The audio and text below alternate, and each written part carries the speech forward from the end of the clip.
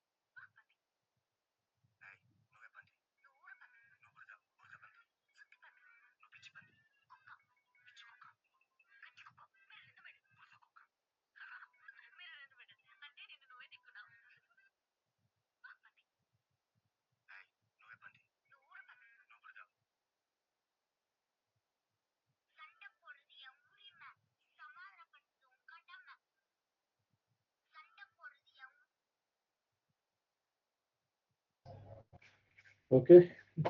Then how many of you have made your binders, study binders?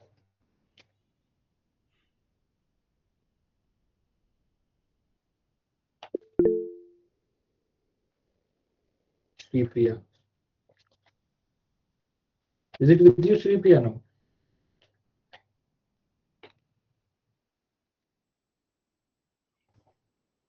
She raised her hand and left.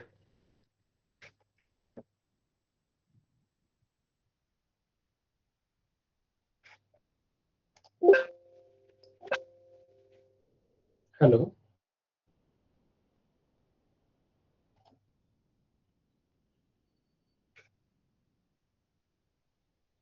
Are you able to hear me, Sri Priya?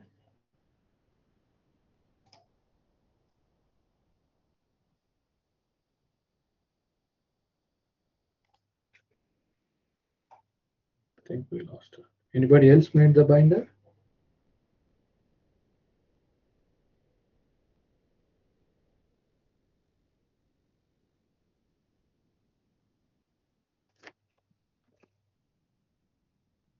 No, yes. Meditating. What is your status? Made the binder of essential documents. I'm asking you guys. Not yet, sir. Why not?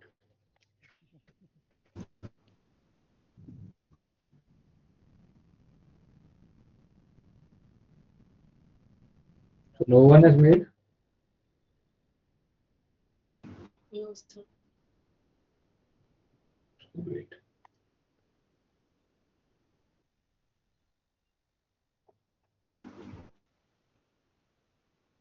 Before I sir. Yeah, Fatima, you were saying?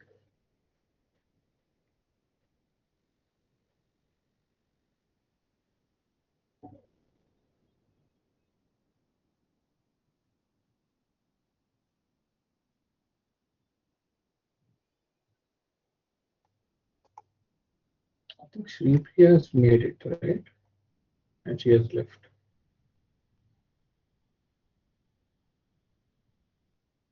Okay. So did you get any? Yeah, Sri Priya, you're back.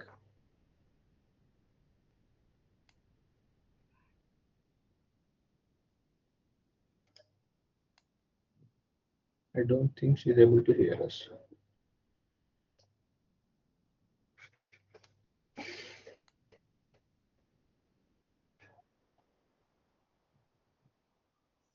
Please, did you download the documents?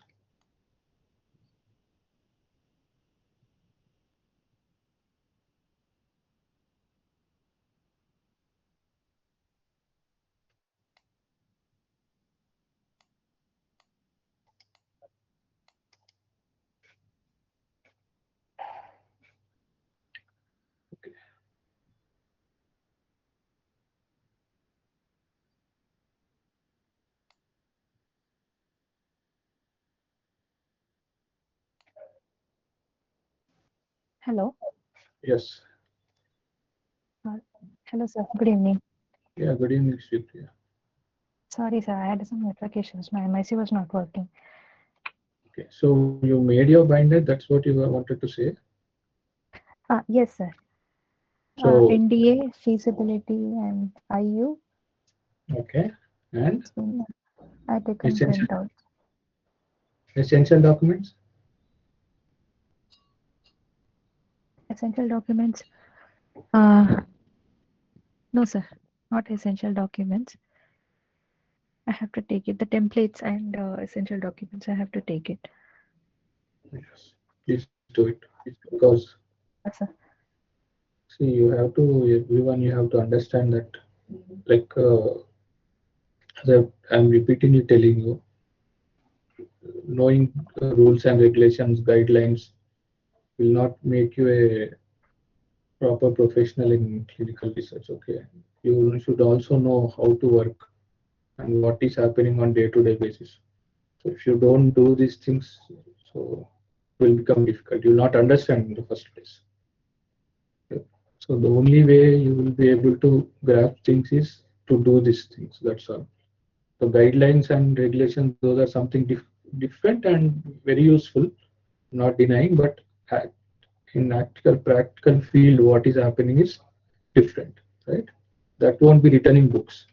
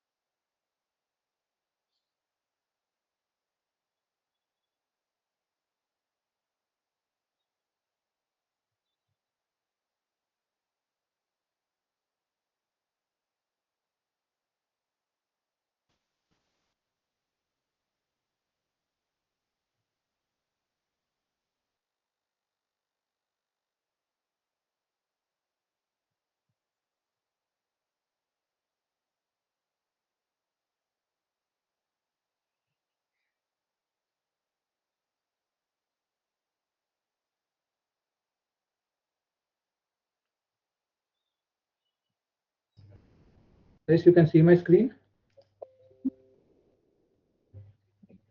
Yes, sir. Yes, sir. Great. So today's topic will be about clinical trial protocol. We'll thoroughly see how a protocol is designed. That means how it's written, how it's structured, and how do we read and understand and evaluate a protocol. So protocol has basic parts. So 6 days, do you know these parts? You have done your project, right? Like basic.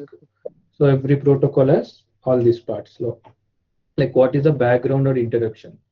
So background introduction will tell you why this study is being done. Okay. Why is the study is being done? What are the previous study results? In short, they will be written in the protocol. And something called a study hypothesis will be there. So every research will start with a research question. Okay. So if I want to do a study, does walking reduces diabetes? Okay.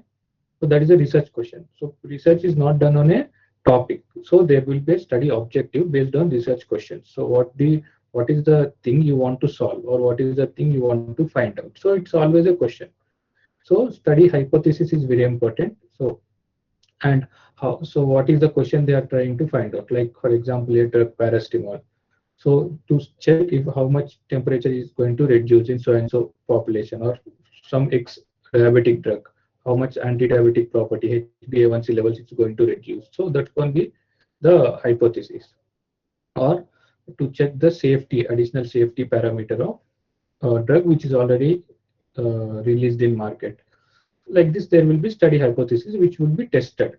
How it will be tested? By writing specific study objectives, by checking the particular parameters and endpoints, right?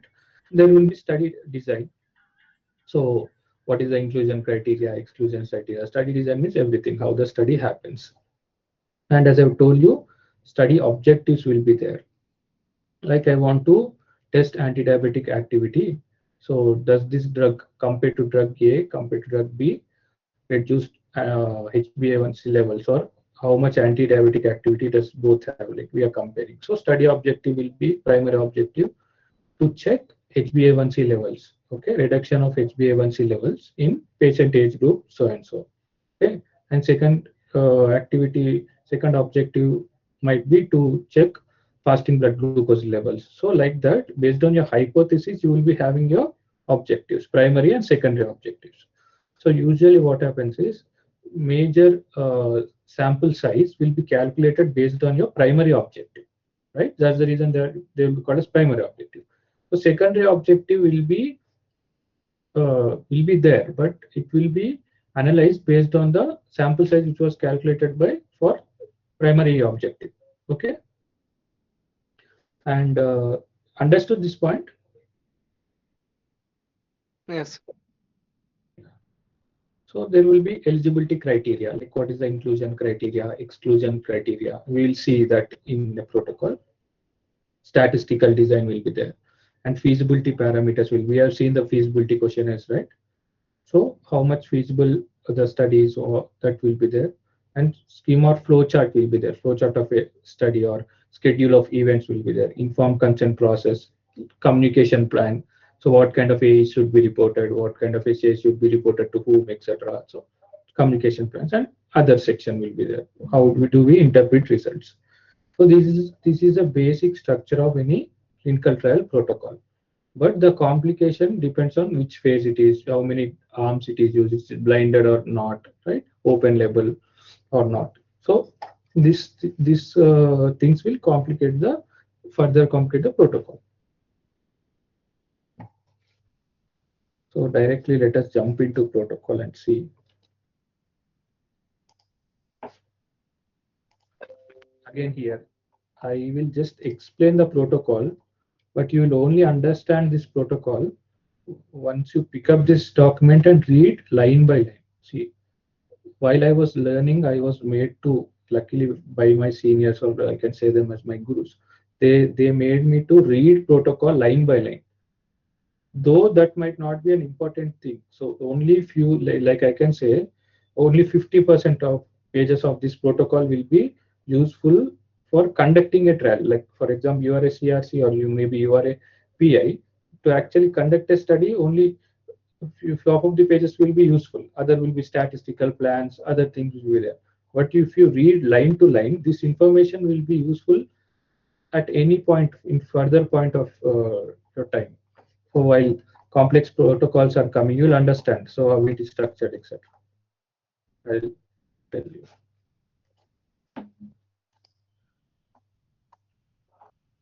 From where did I download? Alvin.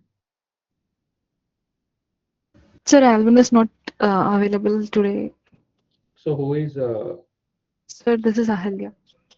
Ahalya? You're there. Ahalya, I think Yeah. we can stop recording the session. Okay, sir. Okay, fine.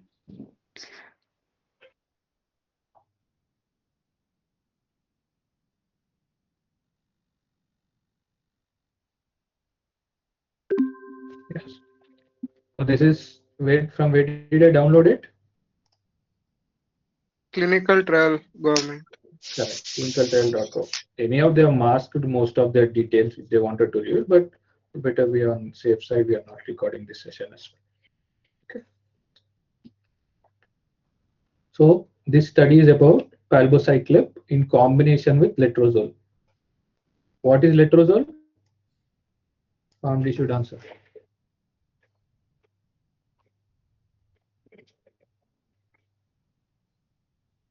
60 years, 50 years. Are you not there here?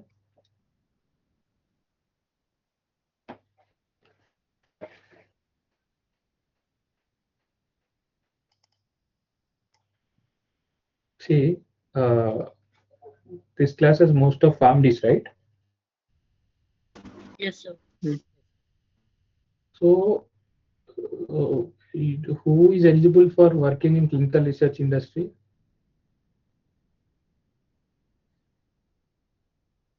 clinical trials, especially like working as CRA, CRC, project managers.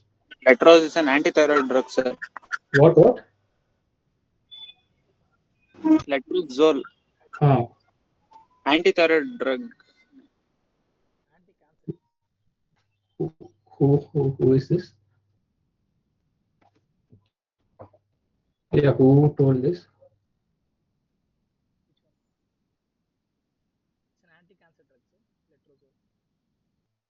Someone told anti-thyroid. So yeah, coming back to my question, who is eligible to working in clinical trial field?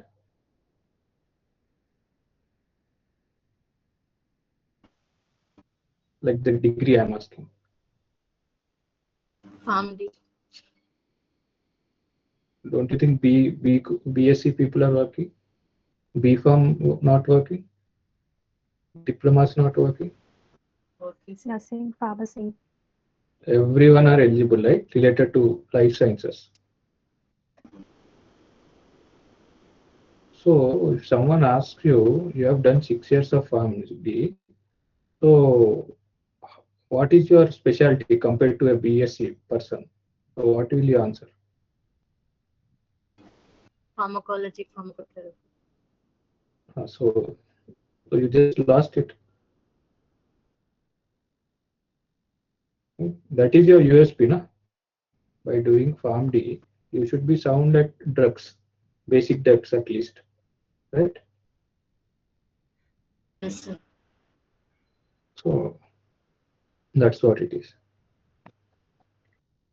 So that's where you have edge over others. So BSc person might not know drug pharmacology and everything, right? So it's not impossible to learn. If he has particular zeal, even he can learn. So, but you are going through 6 years or 5 years of professional courses, so you should be thorough with basic drugs at least. And this drug I clearly remember it was discussed during PharmD. It is present in anti-cancer drugs. These are under aromatase inhibitors. Okay. Just give me a moment.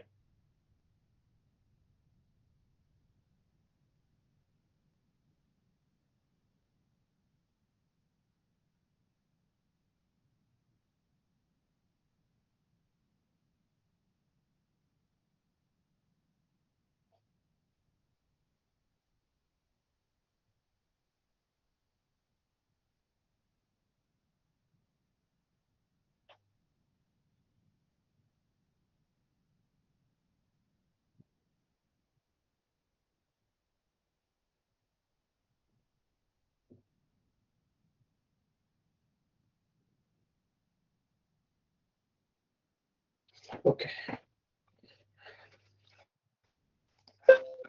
So this study is about combination of palbociclib, which is CDK4 by 6 inhibitor.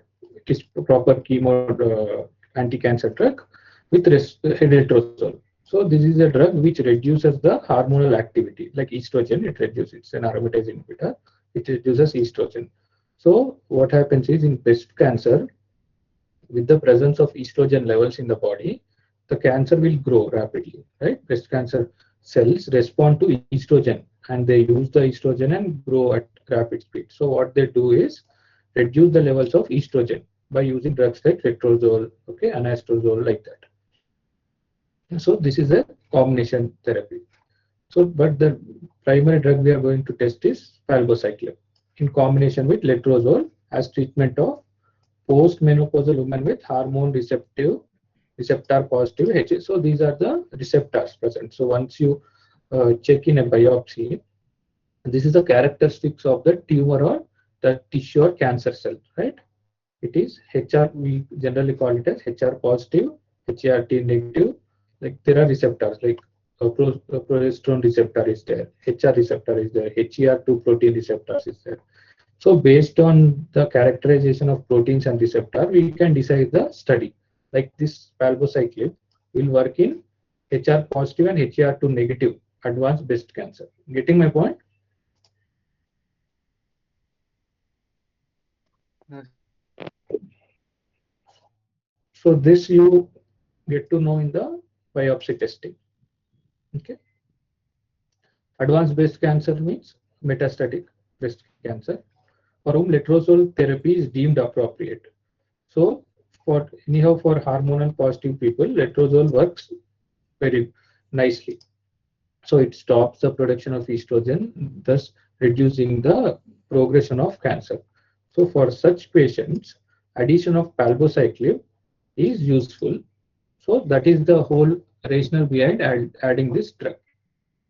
Okay, but this is a phase 3B or 4. That means it is in the stage of getting to marketing approval. At that stage, they have released this study. Okay, as this is a phase 4 study essentially, they will be checking the safety of drug. Okay, they are not concerned with the efficacy of drug. That means if you are giving patient, if you are giving treatment to the patient, what the sponsor expect is not to see the efficacy levels, but to check what kind of adverse events the patients are getting. Okay, this we need to communicate clearly with the patients. Though there is benefit of taking this drug, but our primary objective is not to see the efficacy, but to see the safety parameters. So this is amendment will be written here. So at the left, can you see the contents? Yes. So this is how a protocol is structured. These can be considered as the sections. Like as I told you, introduction, objective, study design, patient selection means inclusion and exclusion criteria, treatments, study procedures, assessments, A reporting. These can be considered as basic structure of a protocol. Right? First and foremost, you should read study synopsis. Okay.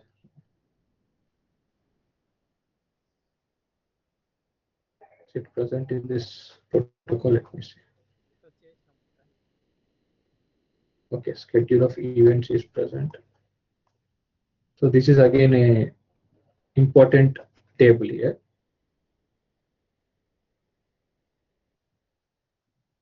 Where is the synopsis?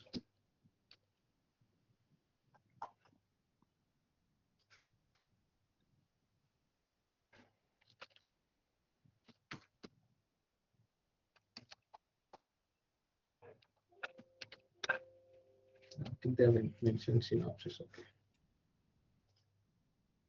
Okay, let's quickly go to objectives. See here, this is phase 4 study. The primary objective is to obtain additional safety data. Why additional safety data? Because throughout phase 3 they have they have the data. Now it's going for marketing approval. So they are doing the phase 4 study. Now they require additional data for some time, right? So, and also to provide palbociclib to postmenopausal patients with hormone receptors. So this is again HR positive, HR2 negative, ABCs, advanced breast cancer, who are appropriate for letrozole therapy. You understand what postmenopausal is, right? Yes, no? Yes, sir. Yes, sir. Yes, sir. Yes, sir. Yes, sir. Yes, sir. And this is a primary objective. For this objective, study is being done, and for this objective, majorly sample size will be calculated. Okay. And additionally, as you have the data, you can do another analysis, right, based on it, and to gain additional anti-tumor activity data for combination of this drug. Okay. So primary objective is to check safety, as in what kind of AEs are coming and SAs are coming. Okay. And secondary objective is to check anti-tumor activity. That means efficacy parameter. Right? Again, so how do you check objective is by endpoints. So here endpoints is adverse events. We'll characterize them by type of AE, frequency, severity. Okay. So these are the three characteristics we are going to see for an adverse event, and how many adverse events or essays are coming. So have you heard about CTCAE?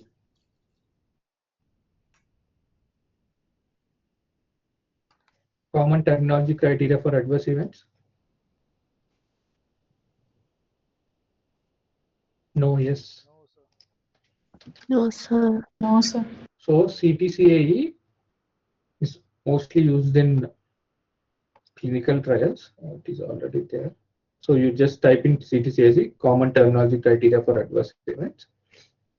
The file will open. I've already downloaded it. I've used it recently. So here there will be systems. Okay.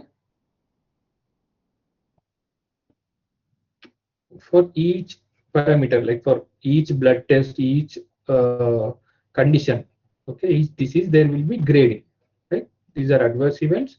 These are grading: grade 1, grade 2, grade 3, grade 4, grade 5, right? See here, grade 1 can be considered as mild, grade 2 moderate, grade 3 severe or medically significant. Severe does not necessarily mean serious, okay?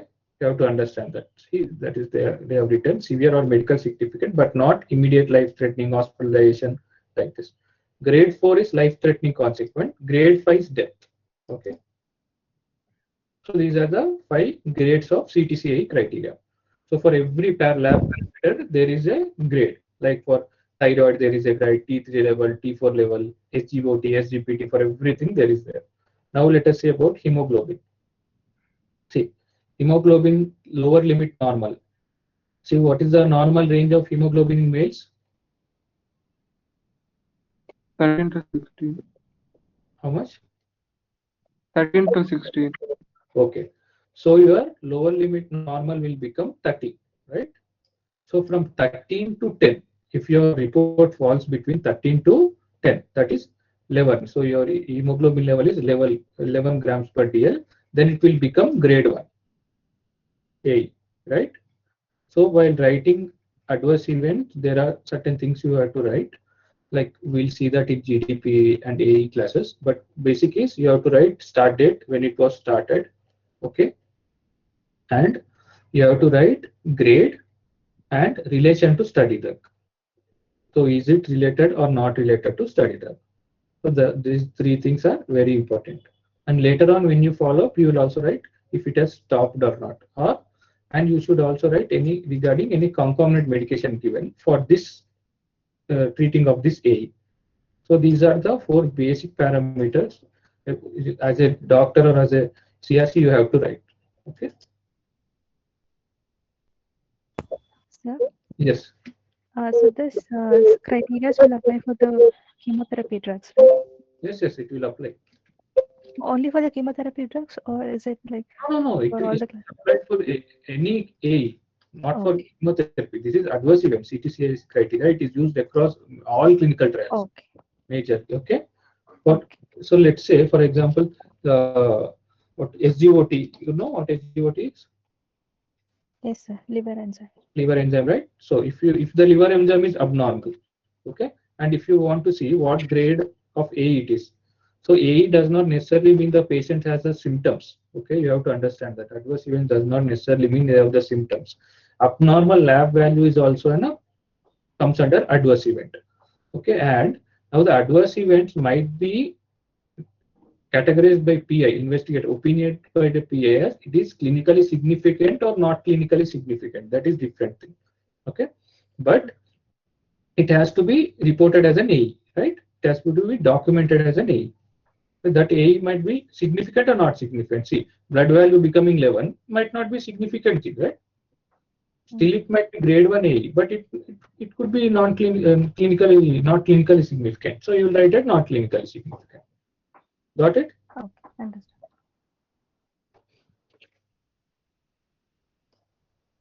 So these are the endpoints we are going to measure. And study design, as I told you, patients will be postmenopausal with HR positive and HR negative, HR2 negative ABC. This again, this information you get through biopsy testing. Okay. So, and how they should be confirmed by histological or cytologically proven diagnosis. That means tissue biopsy or cell biopsy, okay, of adenocarcinoma breast. This is a type of breast cancer. Okay. Locoregionally recurrent or metastatic disease. So these are considered as advanced breast cancers.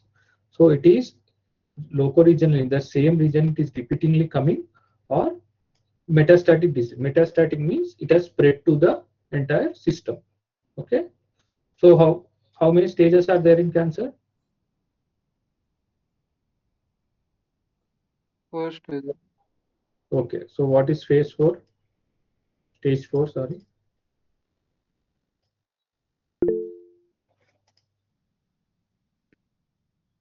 It has metastasized to all To other organs. distant organ, right?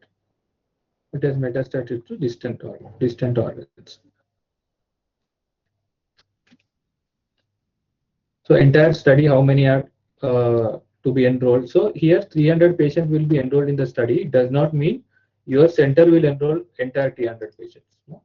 So if it's a multi-centric study, definitely these kind of studies are multi-centric study. So each center might enroll like 15 patients, 20 patients like that. Understood?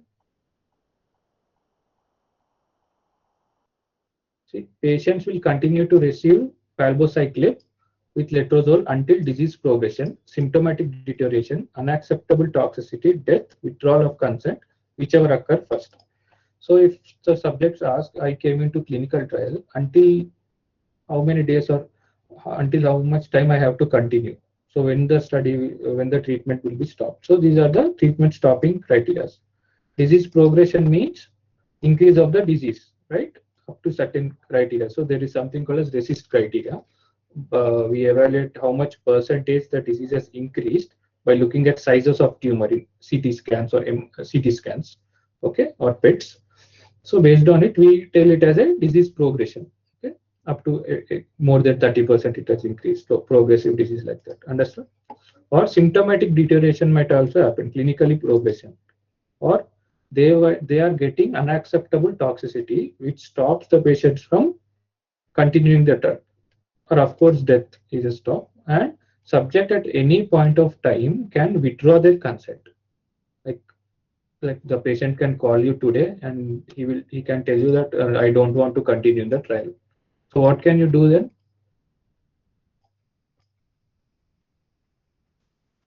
Consent withdrawal. Yeah. So what can you do then?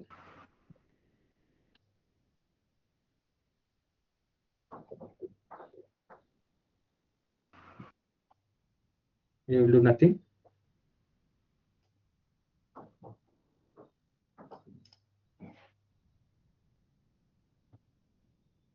Assess his condition and then. Yeah. That will be Survival follow. huh? Yeah. We have to do survival follow. Yeah. If it is there in protocol, you will do it. Otherwise, it's not there. You will not do. So what if the patient tells that no, you're not understanding my point. So withdrawal of consent means you can't do anything on the patient. You can't even call him. No? You're getting? So you are only calling because you have his consent. If the same consent is withdrawn, how are you able to, how will you call him? Understand? Yes. So you should sign the consent withdrawal form again. No, consent withdrawal form, nothing is there. So, but if this withdrawal means withdrawal, you can't do anything. Okay, it's subject's will and wish. One thing you can do is you can inquire the reason for withdrawal, right? Okay. Okay. You can inquire the reason for withdrawal. If it is fears or influence of others or anything, so you can just educate them. That's all. You can't force, you can't coerce. Okay, you can't advise anything. If they wishes to leave the trial, they can leave the trial at any point of time. So that is there. So in clinical trial, it depends on you how you treat the subjects and everything. They might either stay or they might even leave. So at your center, if it is taking long time because of this clinical trial, a lot of tests has to be done. Then only will be getting treatment, etc. So you did not tell him priorly, so he will leave, no? So this is one important aspect. Patient recruitment and retention is also very important in clinical trials. Okay, here it is written like as it is a stage 3B and 4 by 4, if the product comes into the market, okay, this drug will be named like something. So the product comes into the market, then the patient will be shifted to phase 4 and he will be given the product which is already available in market. Okay. So let's see, important thing is, Sir, yes, if the patient is shifted to phase 4 and the drug is available in the market, then the patient had to pay for the drug. yes, it depends to studies on study. Okay. So Okay. most of the time, they will pay, sponsor will pay for the drug, and in some cases sponsor might not pay, and in some cases sponsor will pay even after the patient has completed the drug, completed the trial. That is what is called as post trial access. Post? Post trial access. Okay. Post trial access means the subject has continued the drug, okay, which is not available in the market. So but the subject is benefiting with the drug, so his treatment so his cancer has in the remission stage, that means it has come down and it is staying like that, it's stable disease. But if you stop the treatment, it is lost to subject, right? So what they do, they will give the treatment continuously until the patient is being benefited. Okay, all the clinical trial related evaluation, nothing will be there, just they will give the treatment, and it is the duty of their primary doctor, principal investigator, to check that the patient is taking treatment correctly and safely. Okay, until the Okay. PI feels that it is safe, they will give the treatment. That is called as post-trial access. But in this case, it is the wish of sponsor and the agreement what has been happened with the institute and DCJ, how DCJ orders. It all depends. There are mixed things. Okay, so in our country, basically they will provide drug. Okay, because this is a developing country. So in our countries like India, so where patient more many of them can, especially in cancer related, cannot take the afford the cost, right? So in such cases, they will provide drug. But in developed nations, this might not be the condition. Okay.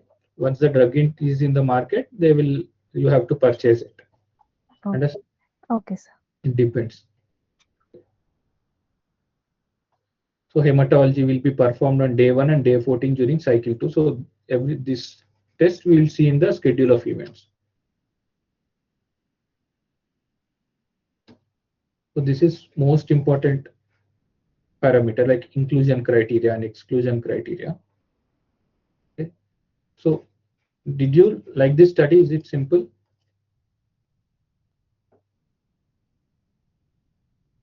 Is it simple or complex? What do you feel?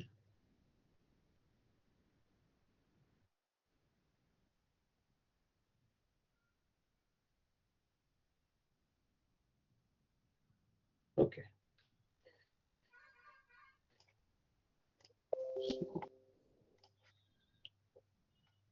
So it's an inclusion criteria is women above 18 years of age are included. They should be proven diagnosis of advanced adenocarcinoma of breast. Okay.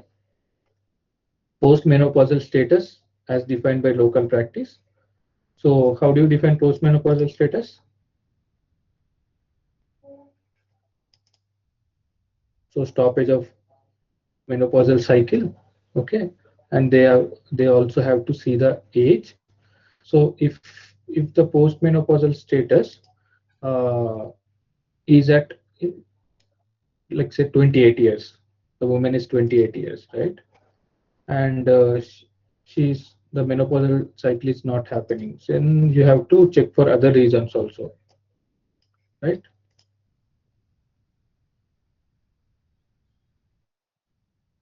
So ER positive, progesterone receptor positive tumor based on local laboratory testing, again biopsy, and HER2 negative breast cancer. So what happens is, here the inclusion criteria you're getting. So here, looking at this inclusion criteria, you need to understand the need for biopsy in this study is there. Okay. So again, patient must be appropriate candidates for letrozole therapy. How you decide appropriate candidate? Mostly by looking at these receptor statuses. Okay. ECOG 0 to 1. ECOG, you know.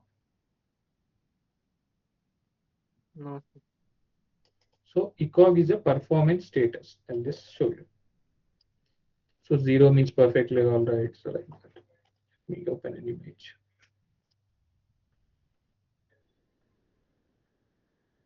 You can see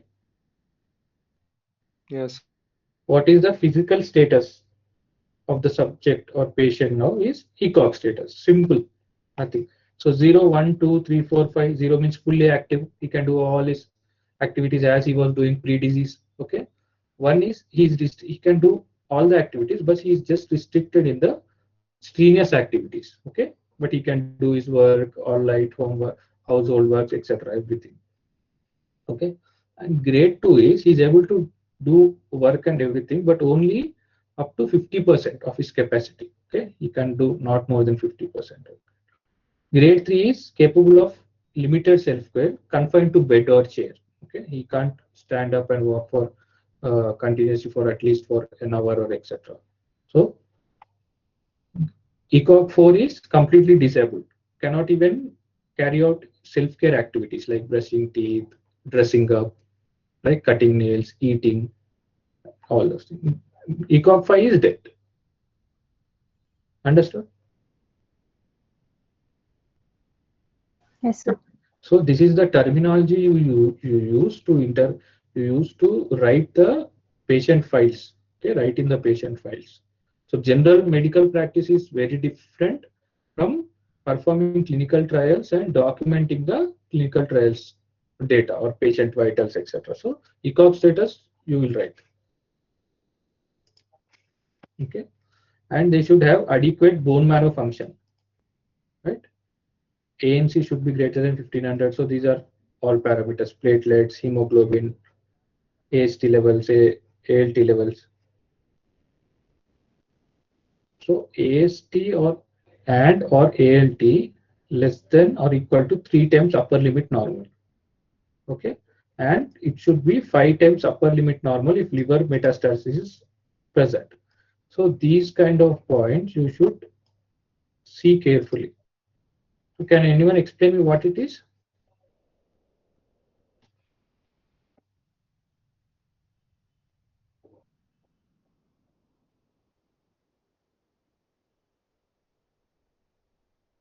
Upper limit of the value into 3 times. Correct. That.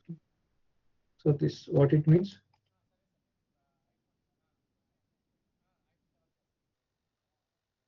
If the upper limit value, it is 5 times of the upper limit value more, then there is metastasis in No. the liver. You actually said the reverse of it. If metastasis is present, then Okay, then the level, the upper level limit will be 5 times of the normal. okay. So in order to be eligible, yeah. If the metastasis is present, Mhm. then we have to consider upper limit. We have to consider the limit as 5 times the upper limit. Correct, exactly. So the understanding and reading of the protocol is very important. So that's the reason you have to read many protocols. Getting my point? So different protocols mentioned differently. Okay. So if you say your upper limit normal is 35, HGOT is 35.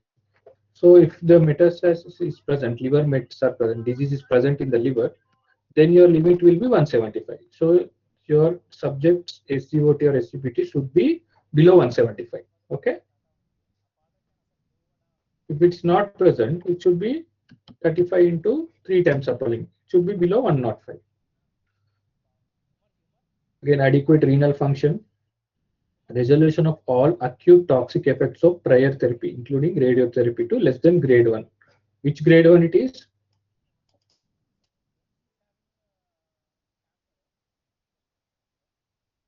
According to which criteria it is grade 1? Adverse. CTCAE. Exactly. So if they have undertook any previous therapies, okay, previous therapies. So they undertook radiation or prior chemotherapy, which has not worked for them. That's the reason the metastasis can happen. Now they have wanted to test this drug, right? So the prior therapy's toxic effect should have been reduced either to grade 1 or 0. They should have vanished, right? So that is the meaning of this point. So if the subject comes to you even if you're working as a CRC or PI, you should not miss the adverse event profile of the patient. So you have to ask if they're telling vomiting, you have to ask how many times you're getting vomiting. Okay, how much time you're feeling nausea. They are seeing fever, so how much grade of fever? Did you record the fever? So like that, you have to find out the grade of adverse events. So this is very important. And you have to assess the performance status of the subject also. So informed consent form is there. It is one of the inclusion criteria, obviously. And patients who are willing and able to comply with schedule, visit, treatment plan, laboratory test, and other study procedure. So how can you know this?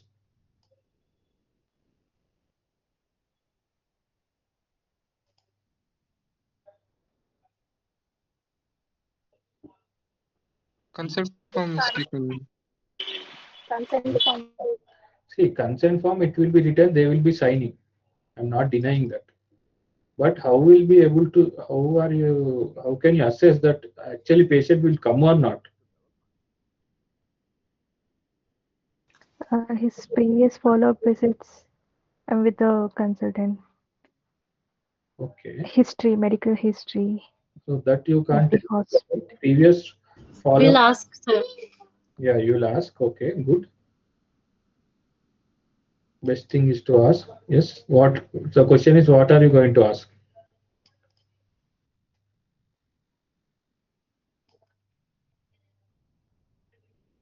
See, this is very important because if you fail to assess the subject's adherence levels prior to the study, it will become very difficult. Again, you have to report protocol violations, deviations. Okay, you have to recounsel the patients repeatedly, right? So the thing is, there are few things you need to find out. First thing, you have to see where did the patient. You have to speak with the subject first. You have to tell him that the subject this the study requires these number of visits these frequently, like we like once in a month. Okay, if there are any side effects, you have to come back again. Okay, and every 3 months there will be CT scans and MRIs. Okay, biopsy visits will be there, so you have to explain them first, and you have to find out where do they stay, right? What is their financial condition, huh? And also who is accompanying person. So is there an accompanying person with them? So if you see in a government hospital, I have worked, so subjects will not come to hospital because there is no person accompanying him. Okay? So if he is 50 years, 55, he is staying in his village, he can't come on his own, right? So you also have to inquire, is there an accompanying person and how is he going to arrange an accompanying person? Understanding my point? Yes, sir. Yes, sir.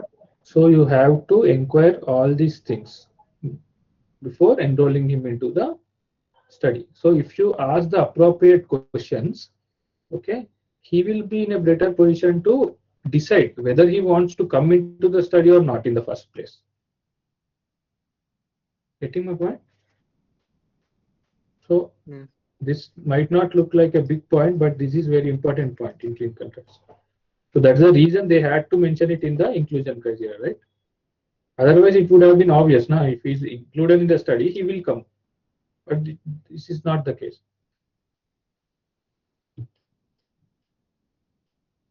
So exclusion criteria, known hypersensitivity to letrozole or any of its excipients. So you have to ask, did you get any reactions to any drugs previously? Like that kind of questions you have to ask. If yes, what kind of drug? Or if they are illiterate, they will say that I got a reaction when I used medication for my pain. Okay, I got a reaction when I used medication for swelling or for fever. They will not remember obviously they will not remember drug names, right?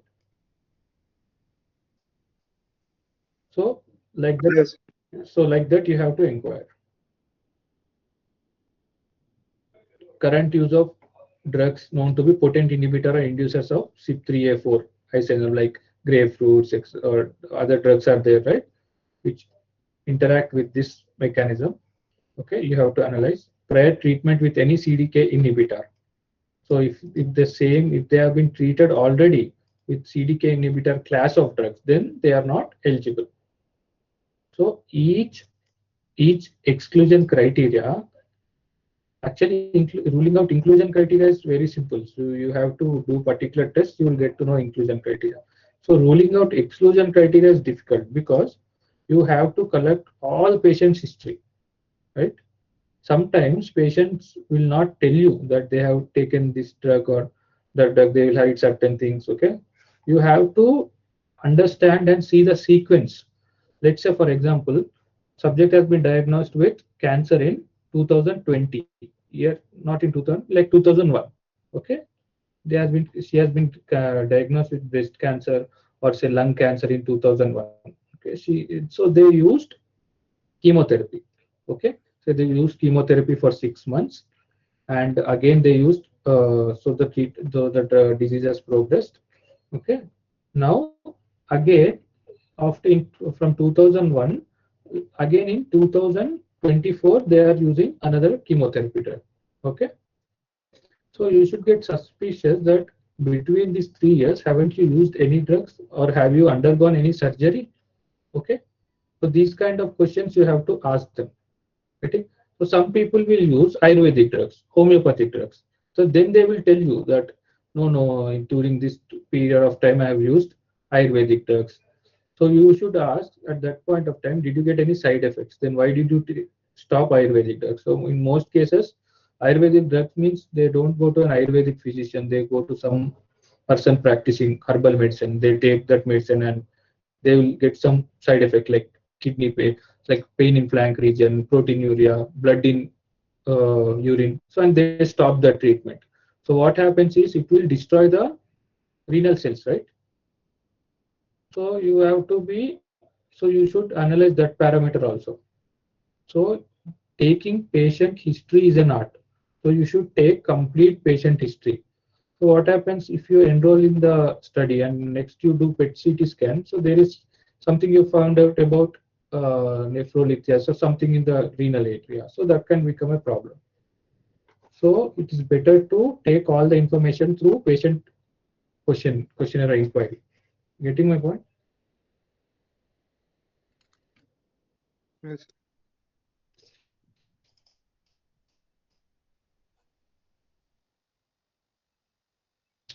And participation in other studies involving investigational drugs within 2 weeks before current study begins and or during study participation. So it should not be participating in other clinical trials. So this does not happen often. Okay.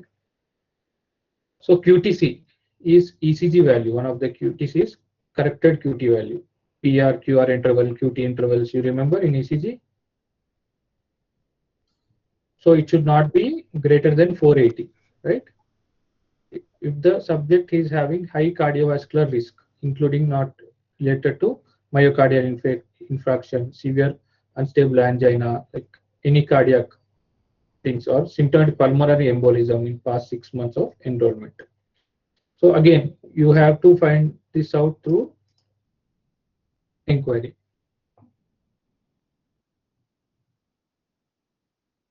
Diagnosis of second malignancy within last 3 years prior to enrollment. So second malignancy means, so you have breast cancer now, okay, adenocarcinoma of breast, but there can be two primary cancers. That means one cancer can spread to all the regions. So then you don't call it as a, if it has spread to lung, you don't call it as a lung cancer. It's just a breast cancer spread to lung. But cancer primary to lung might also develop, like non-small cell lung carcinoma. So like that, any secondary cancer develop, multiple cancers develop, then also it is not eligible. So the inclusion is, but if it's basal cell or squamous cell carcinoma or carcinoma in situ of cervix, then those are allowed, which are adequately treated, not present now. And this is important. Active, uncontrolled, or symptomatic brain metastasis is present. Okay. Then also, that means cancer has spread to the brain. So the subject is not allowed to participate in the study. Again, other any other chronic medical condition, psychiatric condition, which doesn't allow the or laboratory abnormality, which doesn't allow the subject to participate in the study according to investigator, then also subject will not be allowed to participate. Okay, and if he is a relative to site staff members or company staff members, anyone related to study, then that becomes conflict of interest, and there is a chance of coercion or influence of the person to influence to participate in the studies. So then also they are not qualified. Okay. So tell me, so this is an inclusion criteria and exclusion criteria, right? Did you understand inclusion and exclusion criteria? Yes, sir.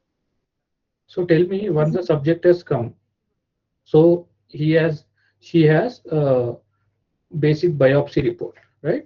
And post-menopausal, she is not having menstrual cycle, she is post-menopausal, and 18 years of age is there, proven particular cancer. So what kind of test you will do initially? So you have enrolled the subject in the study, right? You enroll the subject in the study based on initial parameter. So it's not necessary that you should have all the inclusion and exclusion criteria at the beginning. So so basic things like disease should be confirmed, okay? And if you have basic laboratory parameters should be confirmed. Rest you can do it in screening evaluations, okay? Like performance status, which is obviously, then these should be confirmed. So once you have enrolled the subject, what investigations you will do? Biopsy. First, what you'll do, next what you'll do, you should tell me. Hmm? Postmenopausal status. Okay. After that, biopsy. ECOG status. Okay. And Age. age is, you can just find out by looking at the file. Okay. So that is not a test now. MRI. Okay. Cancer market. Okay. So you have, Hemodynamic evaluation. yeah, you have to schedule the events, right? So let us see event schedules, right? Then you can answer. Where is it?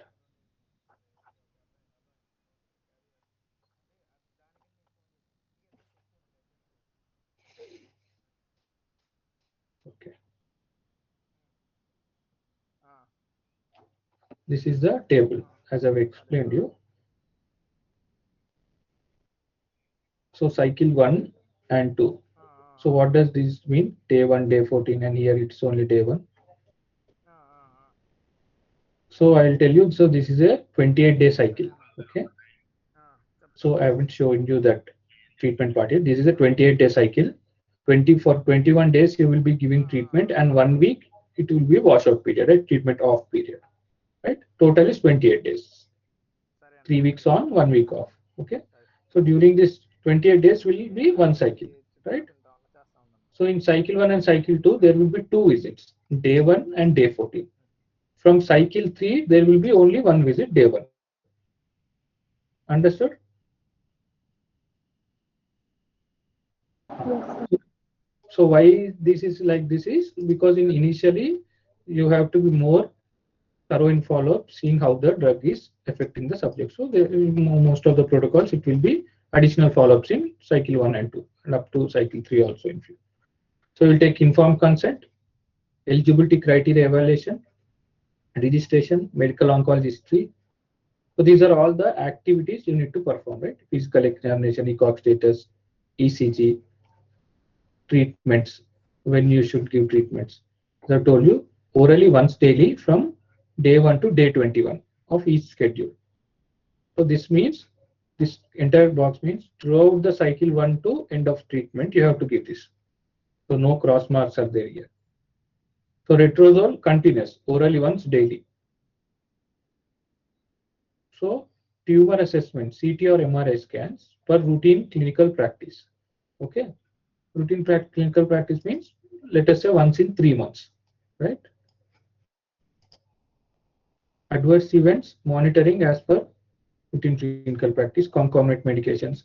So hematology you should do, and screening and all other tests, and blood chemistry also. So first screening you will do, and biochemistry test. Biochemistry means LFT, RFT, all those things, I guess. So for routine clinical practice, and this is a questionnaire, EOQ, quality of life questionnaires. You will administer it prior to dose cycle 1 or every clinical visit you have used. So you understood the schedules. Yes. So tell me what test you will do first, what test you will do next.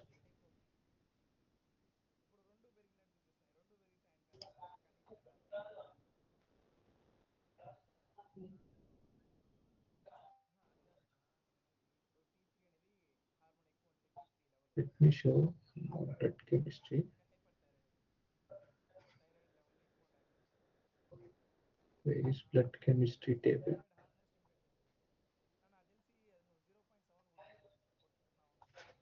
Just a minute. Assessment, safety assessment. This is page 8, right? Okay. So to check what blood chemistry values you need to do is you should go to appropriate section, right? So hematology panel will contain this one. So neutrophil plates, CBP basically. So blood chemistry panel, it will contain LFT, RFT, serum electrolytes, and serum creatinine. That means basically contains RFT, LFT, and electrolytes, right? So there they will write the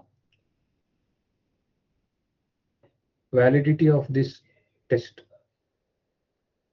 Hematology will perform to verify patient's eligibility on day 1 and day 14. Then on day 1, the laboratory data will be recorded.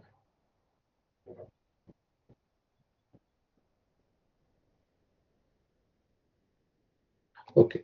Generally, it will be like you have done the blood chemistry panel or hematology panel today. So there will be some validity, right? So hematology panel, like it will be valid for 3 days, and biochemistry will be valid for 7 days, let's say. So if you are planning to dose the subject, and let us consider 30 days as a cycle, 30 days as a screening period, right? So let's go to page number 8 again. So it's not clearly mentioned. So I'll tell you. So 30 days could be screening period, right? See here, all screening assessments should be performed within 30 days. 45 days for tumor assessment. That means the validity of screening, the validity of tumor assessments like CT scan and MRI is 45 days. Getting my point? Yes. So it is 45 days for MRI and CT scans to check for brain metastasis, and whole body to check for complete metastasis, PET CT, or complete brain, chest, abdomen, and pelvis. So where the disease has spread, and accordingly you will make the staging, right? And blood panels will be allowed visit is of 2 days. Like blood panels might be of 3 days or 2 days validity. Like usually hematology will be of 3 days validity, okay, and biochemistry, as I told you, LFT, RFT is of 7 days validity. That means if you are planning to give treatment, it should have been done only before 3 days, and biochemistry before 7 days. Okay, ECG, let us consider it as 5 days validity.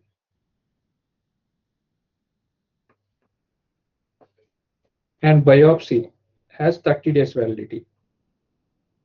Okay, so which test you will get it done first? Biopsy, because it was 30 days. Okay, and first you have to get biopsy done because it has first 30 days validity, and it takes some time. Okay, you have to get test done which takes some time also first. Like biopsy, you know the procedure, right? They have to check for surgical fitness. Most of the times they will do all the panel hepatitis, all these things. I will take the biopsy. Okay, and you have to remember the screening period is 30 days. Everything should happen within 30 days. No, so you should do it, and getting the biopsy report ISG, doing ISG marker analysis, it will take at least 7 to 10 days. Okay. So to doing a biopsy to getting a report, let us assume it will take 10 days. Getting my point? So within 10 days, you have biopsy report in your hand and its validity is 30 days. Okay. And next, what you'll do?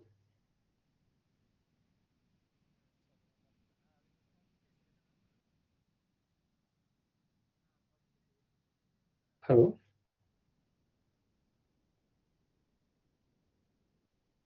Are you able to follow or not?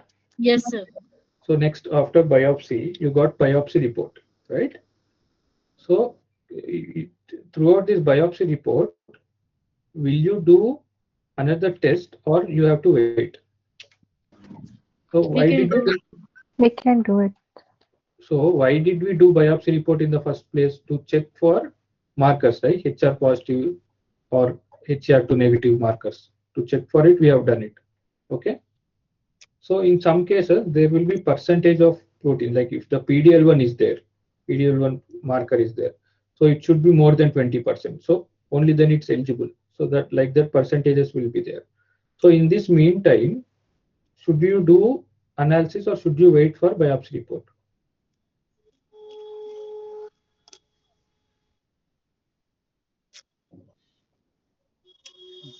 You can do or not. Right. 10 day we will get the biopsy report, right? Yes. So after that we can conduct all other tests. Why?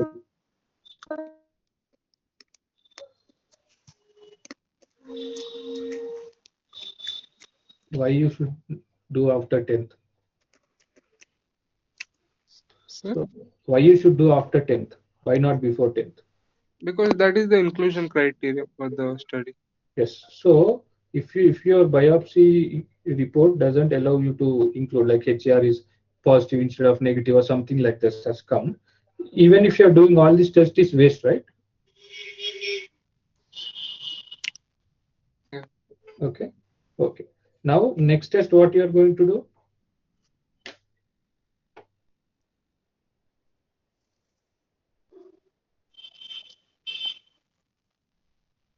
Blood tests, MRI, CT. What are you going to do? Can blood test have 7 days validity? Yes. Let us let us assume every blood test has 7 days validity. And tumor assessment has 45 days. 40 days, 5 days validity. So which you will do first? Tumor assessment. Sure. Yes, sir. Okay. So after that, you will do tumor assessment test. That means there are two things: CT scan or MRI. Right? In some studies, there will be both. Usually both. Like MRI. So by scanning brain, MRI is preferred. For brain tissue, MRI is preferred to identify brain metastasis. But for scanning rest of the torso, like chest, abdomen, and pelvis, so then CT is preferred, right? So you have done the MRI scan. On the same day, can you do the blood reports?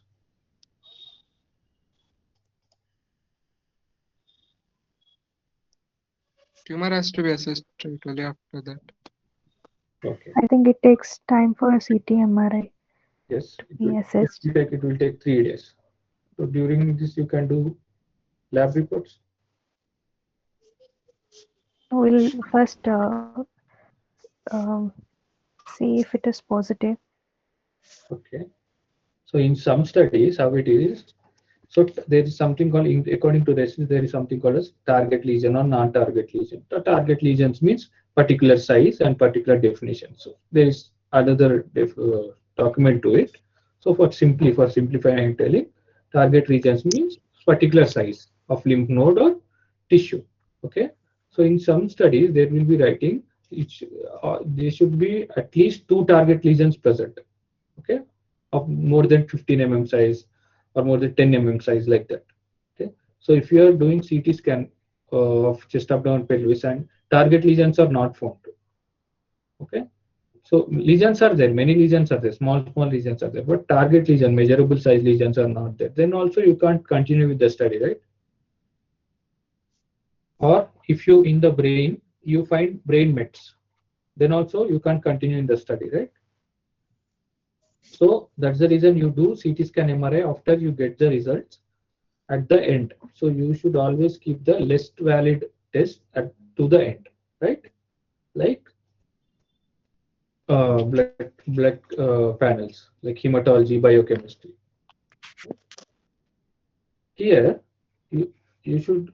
So, do you think these are the only tests you need to do?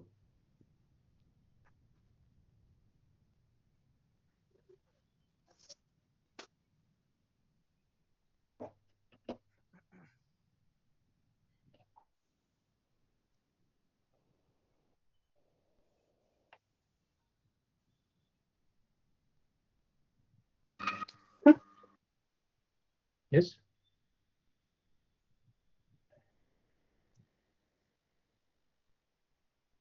Sir, Yes. we are told to see the other comorbid condition also. Yeah, the comorbid conditions, of course, you can see that comes under part of medical history, and you have to decide that other comorbid condition, that is it present in exclusion criteria, or does it hamper the patient's ability to participate in the study? That we will see. But anyhow, you have to see. Any other tests you should perform, or these are the tests? Hematology I have shown you, biochemistry I have shown you, right? What are the tests? Like LFT, RFT, CBP, and electrolytes. These are the tests. So there are no tests, or do you think some tests should be done?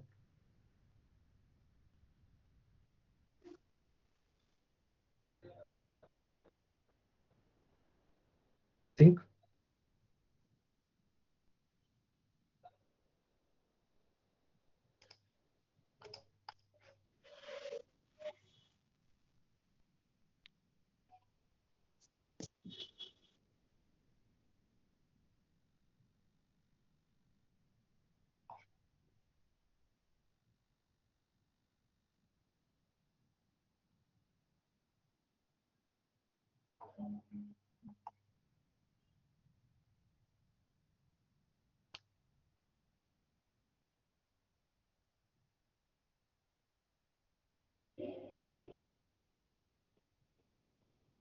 Adherence.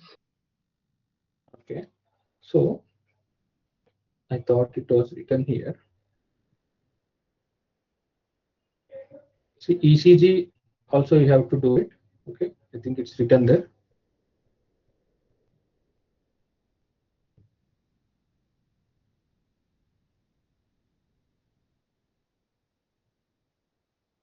And in some protocols, it will be written in exclusion criteria, like it should not be of active hepatitis. Okay, it should not have active TB. It should not be tested with hepatitis B positive, hepatitis B or C. So like this, they will be written in exclusion criteria. So I thought it was written here, but it was not. So in that case, even if it's not mentioned in the schedule of events, okay, so that has to be performed. Understood? Yes, sir. So you have to also see the exclusion criteria. Getting my point? Yes, sir.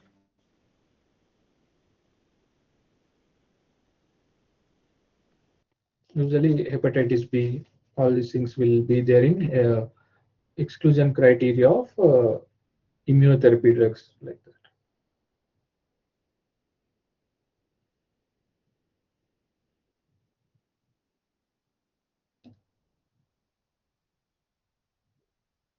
So okay, after that, after the patient is eligible, you will allocate them to the treatment, right? So now this is a single arm study.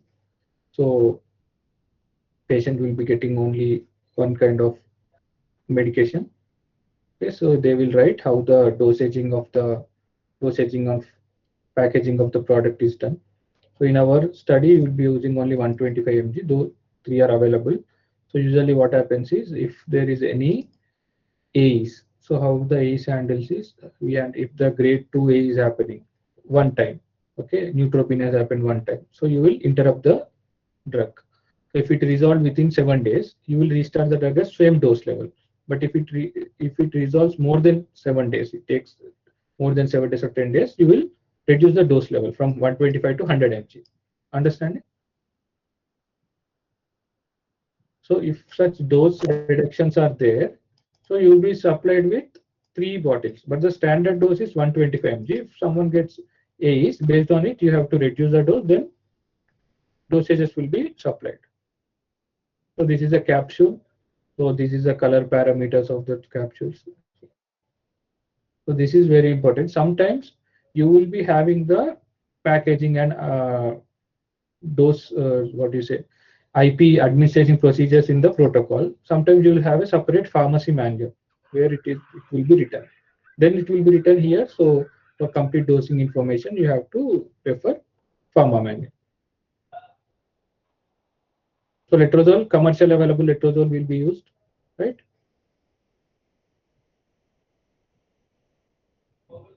And patient should be given a sufficient supply to last till the next cycle. Oh, this is important. See, please note that the bottles contain 23 capsules, but only 21 will be taken in the cycle. Right? So once the patient returns after, when will the patient return now? So let's say first you have given the capsules to the subject. So when he should come back to the site? Day 14. Correct. Exactly. So day 14, they have to come back to the site. So you can do drug accountability on day 14 also. So how many tablets should be present in the bottle on day 14? If one capsule is 23 minus 40. Exactly. So that many it should be present. So at the end of the cycle. So when is the end of the cycle? 28 days. So when he comes on the 28th day, she comes on the 28th day. So there should be only 3 capsules left, right?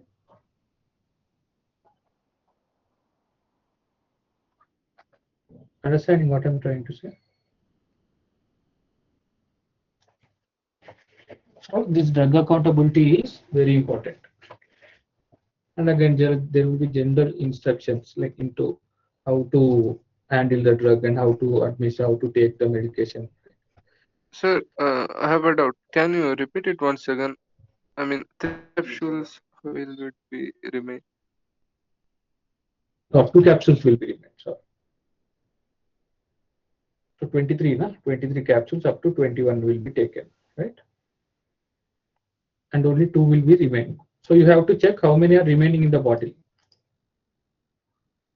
And where you should record it? source notes.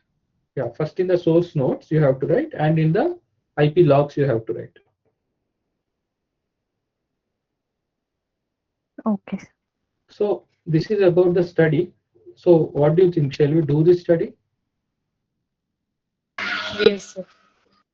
So this is simple study, right? So there are many complicated study like blood sampling, removals and everything. But shall we do this one? Yes, sir. So let's do this one. But before, you have to get a printout of that documents, everyone. I'm insisting you to do it. So it will not cost you much, but you make a study binder and let us start the study. Like we will submit with the ethics committee submission. We have to take ethics committee approval, right? So that also you have to prepare binders, what I have to write you, what is this study about, everything will be there. I will give you a template of any hospitals. Easy, we can download it, right? Many hospital ECs have the template online. So let us download one template and let us fill that EC application forms.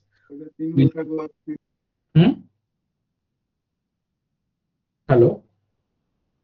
Yes, sir. Yeah, so you should fill it and you should apply to EC and let us, so and once we apply hypothetically to ethics committee, we also will be an ethics committee member and we'll analyze the protocol. So what is the benefit, what is the loss to the subject, okay, what is the budgets they are going to be getting. So your general instructions are there, like how it should be taken. So patient, if they misses, they should not take the double dose. They should take the dose next day. And in some drugs, they should not be taken at the evening time. Some drugs, in some protocols, some molecules should not be taken at the evening time because it disturbs the sleep cycle. So if in such case, you have to schedule the visits early, or you have to make test two-day visit. Like, right. So let us say first you have given the study drug. So 28th is the end of the cycle. So now the subject is supposed to get treatment on 29th, right? Next cycle should start on 29th of that month.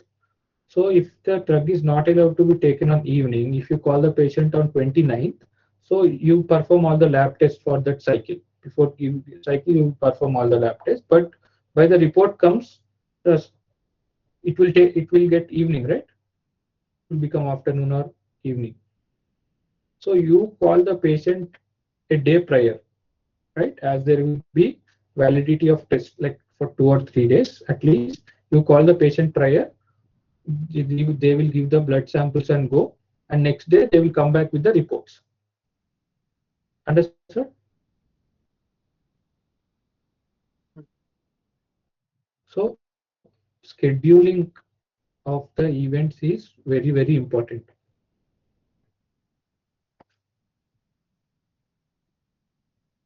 So patient who invariably take one extra dose during a day must be instructed to skip the next day's dose. Okay. So letrozole, he will be taking 2.5 mg, that's the standard dose daily. So here there is a dose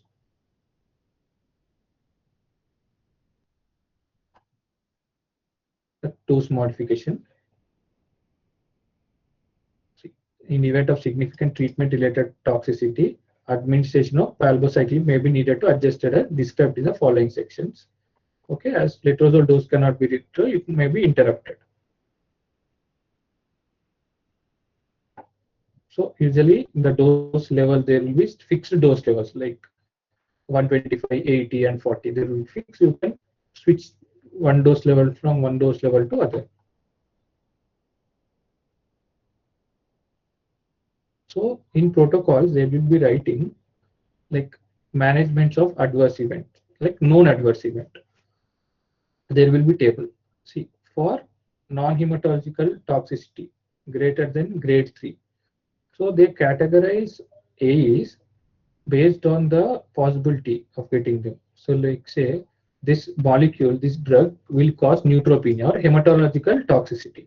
So they will focus the hematological toxicity more, and others will be considered as non-hematological or liver-related injury or non-liver related AEs.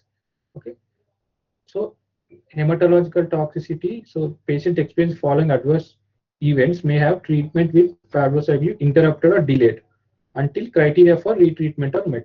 So if any hematological toxicity greater than grade 3 or any non-hematological toxicity greater than grade 3 occurs, like nausea, vomiting, hematological means neutropenia, myelosuppression, etc. So you will interrupt the palbociclib dose. Okay. So this is very, very important because now you have, like say you have enrolled 4 patients. Okay. But hematological toxicity, patient might not come to you with a symptom of hematological toxicity. Getting my point? And your PI might be busy. So you, let's say you're working as a CRC there, and your PI might be busy. Generally, what happens is they might miss. They will see normal like CBP, other things. They might miss the ANC count, absolute neutrophil count, because in some reports, absolute neutrophil count is not given. Total WBC count is given and neutrophil count is given. So by multiplying these two, you will get absolute neutrophil count. Understanding?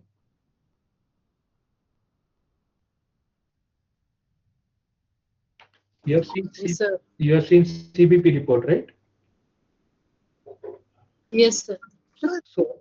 So some values will be calculated values. Not all lab will give calculated values. Like bilirubin is there, serum urea is there, something will be uric acid, something might be calculated values like BUN, blood urea nitrogen will be calculated one. Some reports will give it, some will not give it. So still you might say like WBC is like 20,000, it is reduced, and neutrophils are also reduced a little bit. But if you multiply it, it might become grade 3A or grade 2A, right? So you have to calculate all those parameters and check if it is falling under any grade of A before administering treatment. So if you miss to check that and you administer treatment, it will become protocol deviation, right?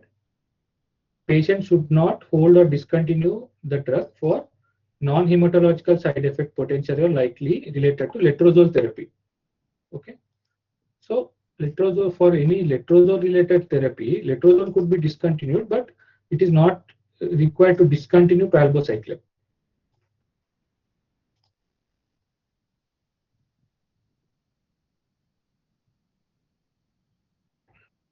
Depending on the adverse event results, a treatment interruption may lead to patient missing all subsequent planned doses within the same cycle, or even to delay in the initiation of subsequent. That's it. So you can stop 2-3, you can stop particular days, or you can avoid entire cycle.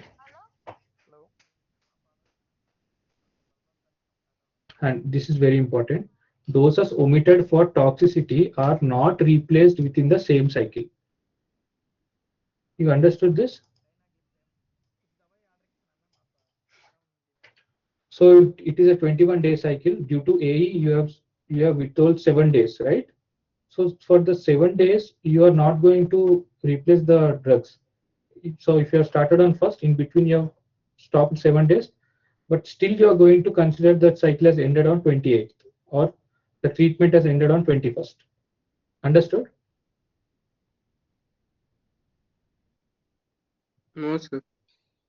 See, doses omitted for toxicity are not replaced within the same cycle.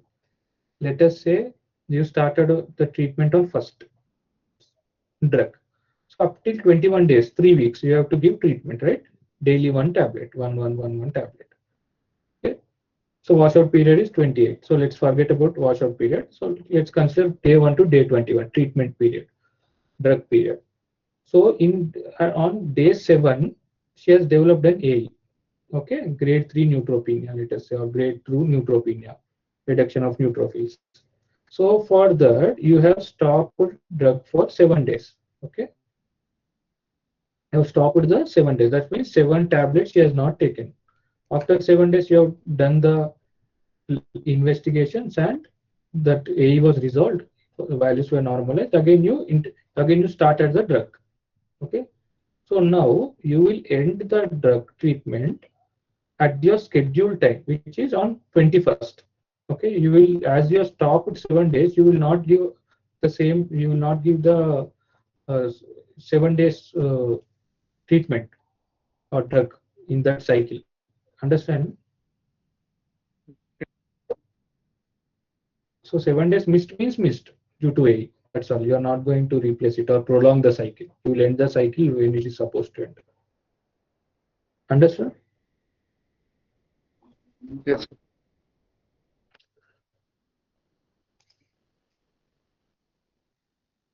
So doses should be held until toxicity resolution as per retreatment criteria 5.4.3.2. Okay, we'll see. So this is a retreatment criteria. So in case of grade 3 neutropenia, consider repeating complete blood count 1 week later in accordance with best local practice and report on CRF. So, and it should be recovering to greater than 1000 cells per mm. So here also you should be careful. So if there is any AE, if there is any adverse event, you have to look how that adverse event needs to be followed up according to protocol, right?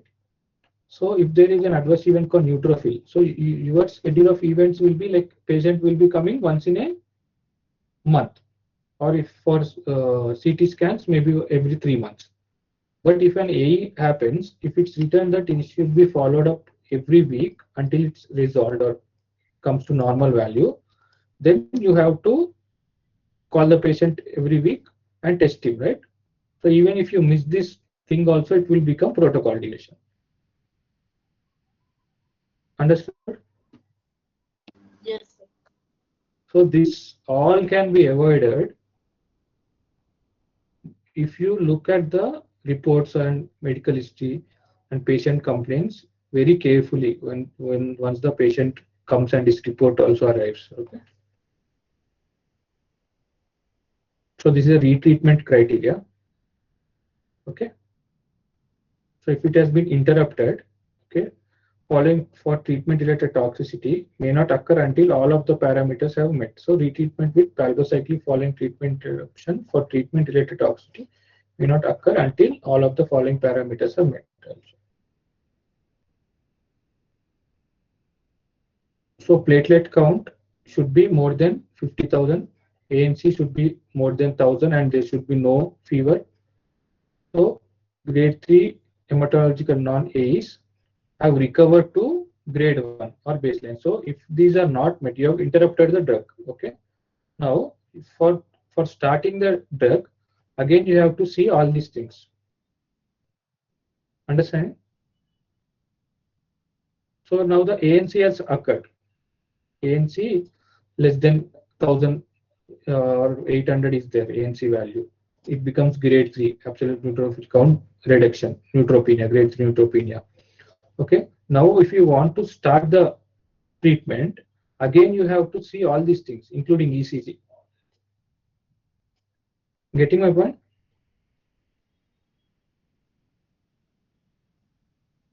In the middle of the study, if that happens, Yes. Again, we have to restart the screening. No, this is not screening period. This is not screening. Screening happens only once. Okay. Remember, you should not call this a screening. But you have stopped a study for any AE. Let us consider you have stopped a study for adverse event, any adverse event. But to be starting the study, starting the drug, I mean drug, not study, to starting the drug again, you have to do all these investigations. Okay, basic investigation. Understanding? yes. Yes, sir. Okay. So in the middle of the cycle, you have stopped the drug for 1 week. Okay, your AE has resolved, ANC has resolved. But in order to re-administer the drug, you have to do all these parameters. If these are met, you can continue this drug. Got it? Sir, what if the AE has not resolved and the 21-day cycle is completed without giving the drug? Then No, it will not be assumed as completed. It will be called as interrupted. Understood? okay, sir. Okay, yes. We name it as cycle has been interrupted. Okay. So next cycle, even if you take like 3 or 4 days in cycle 4, let's say in cycle 4 you have taken 1 week. So the 28 days has passed. You will not call it as completed. You will call it cycle 4 interrupted. You will start from cycle 5. Understood?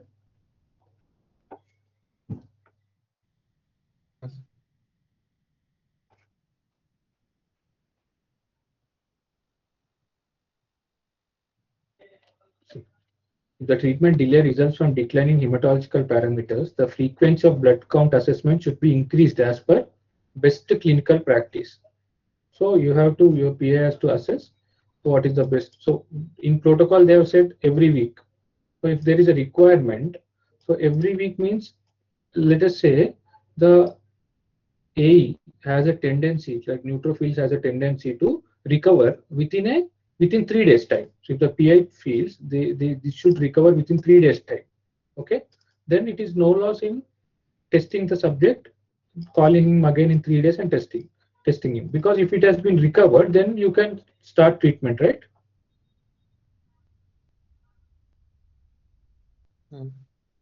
Okay, so that should be decided by PI. If the retreatment parameters are met within 3 weeks of dose interruption, are met within less than 3 weeks of dose, palbociclib may be resumed as per dose modification guidelines. Okay.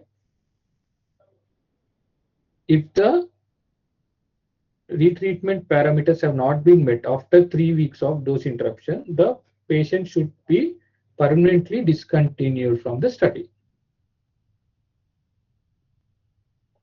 Okay, so this is important. But however, if the investigator feels instead of discontinuing the study, if we give him lesser dose, it will be beneficial, then they can continue. But totally, protocol recommend discontinuation. Overriding it is in the hands of investigator's discretion. Understood? That won't be a protocol deviation, sir. No, that won't be a protocol deviation. That won't be a protocol deviation. Okay. When it will not be a protocol deviation? If this has not been reduced in the 3 weeks, so instead of stopping drug, he has continued. That is not, but in the middle of the treatment, without any reason, if the PI has reduced the dose, okay, even for small A, he has reduced the dose, then it could become protocol deviation. Okay, so if you follow the protocol entirely and then you have an option to reduce dose, then it is okay. So these are 3 dose levels. Okay, dose 1, 2, 3. If it is not reducing, so you can switch to dose 1 dose level down, and again second dose level. So here it will be written like this. So inclusion exclusion criteria is important to take patient inside the study. After that, this AE criteria is very important, very important. So if you understand this document properly, and you should keep this in the mind while looking the lab reports. Okay. See, no specific dose adjustment are recommended for grade 1 or 2 treatment-related toxicity. Okay, and all modification or adjustment must be clearly documented in CRF. That is there. Palbociclib recommended dose modification treatment toxicity requiring interruption or delay or passive described it. Okay, so how do you do this dose modification is described it for what kind of side effect. So if it's grade 3 neutropenia, okay, grade 3 neutropenia means a absolute neutrophil count is less than 1000. So then you does not need any dose adjustment, but you should repeat CBP 1 week later. So usually it is for every cycle, right? Every 28 days you do prior test, but every 1 week you should do. Okay, we told initiation of next cycle until recovery to less than grade 2. Okay, then resume at the same dose level, right? So if it's grade 3 neutropenia, you are giving this cycle, so you are allowed to complete this cycle for each week you are doing. But even after 4 weeks, you have done for 4 times, but it is not resolved, it is not reduced to grade 2. When the next cycle comes, okay, then you can't start the next cycle. So by the next cycle, it should have been recovered to grade 2 or less than grade 2. Understood this point? See, by reading the protocols also, your medical language and the way you write will greatly improve, because in protocol they are trying to fit the content in as little words as possible, right? But still it has to make sense. Otherwise they could have written an entire paragraph what I have told you. Yes or no? Repeat for each week, and then at the, if it is not reduced to grade 2 at the end of the cycle 1 and at the beginning of the cycle 2, then you can't start the study. So they have not written like that, right?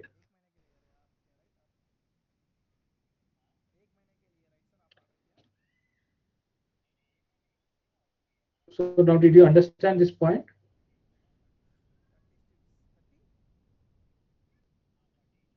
Yes.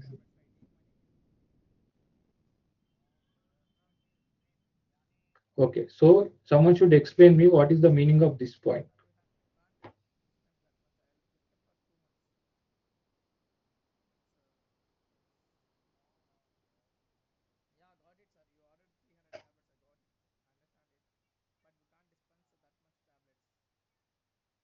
if ANC count is less than 500, Okay. Pablocyclic has to be withheld and Okay. initiation of the next cycle until recovery to grade 2. I mean, it has to be above 1000. Then you have to start with not the normal dose, lower dose. Okay, correct. Perfect. So you have to first stop the Pablocyclic. If it's in middle of the cycle, you stop that, and initiation of the next cycle until recovery to grade 2, okay, or less should happen. So it should be at either grade 2 or less than grade 2. Then you can resume at the next dose level. Okay.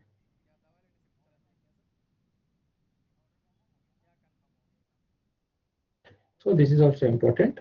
So you have to check here. There are two parameters, right? Grade 3 neutropenia associated with document infection or fever. Okay. In this case, you have to withhold. So what is the terminology for this? Neutropenia with fever. You should know this. Have you heard about febrile neutropenia?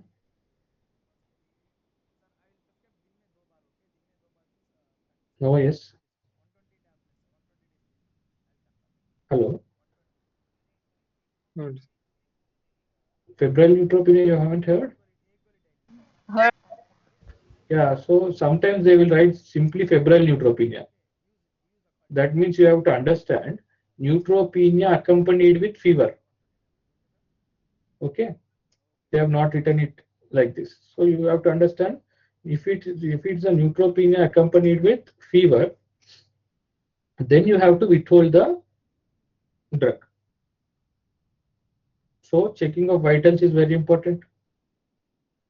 If it is a neutropenia, you have to check if it is if the subject is having fever also and or any infection. So you have to again reduce the dose level here. So these are the same combinations. So if it's non-hematological toxicity, which is grade 3 or greater, okay, we told until symptom resolved to grade 1 or less, or completely resolved, or less than grade 2 or equal, if not considered safety risk for the patient. If small side of expected thing is there, like nausea is there, vomiting to feeling to vomit is there. So it is not a safety risk for the patient. So in that case, we can continue the drug, and you should resume at the next dose level, lower level in this case. Okay. If the QTC prolongation is there, decrease one dose level. If the star marks are there here, should always read the footer text here. This is very important. See, reduce the dose. So you have seen the QTC prolongation you have identified in ECG report, and you have decreased the dose level and continued. But you have missed to read this part. Then it could be serious violation, right? So reduce the dose only if no reversible cause is identified, such as serum electrolyte abnormalities or usage of concomitant medication with potential to prolong the QTC. What does it mean? Someone should explain.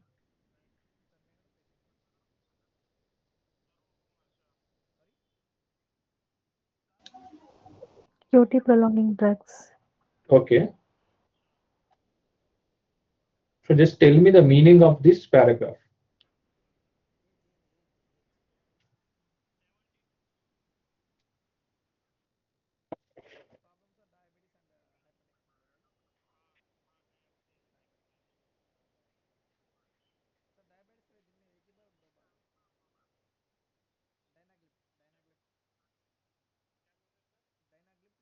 So these abnormalities are non-reversible.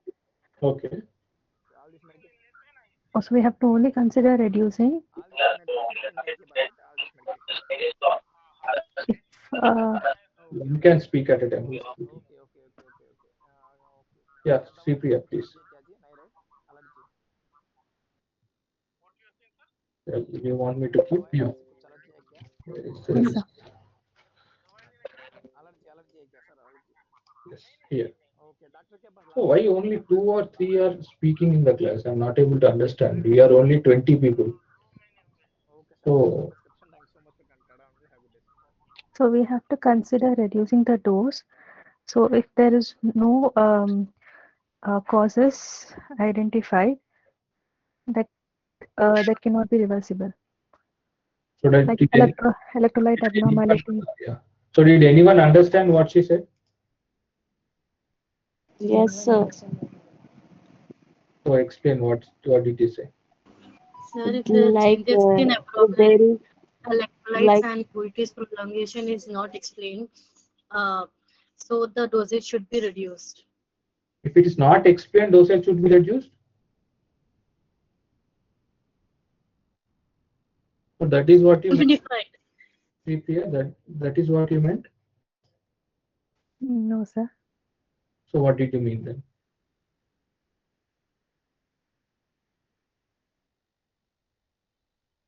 If the abnormalities can't be reversed, Reversed. Okay. If the abnormalities cannot be reversed, then what you should do?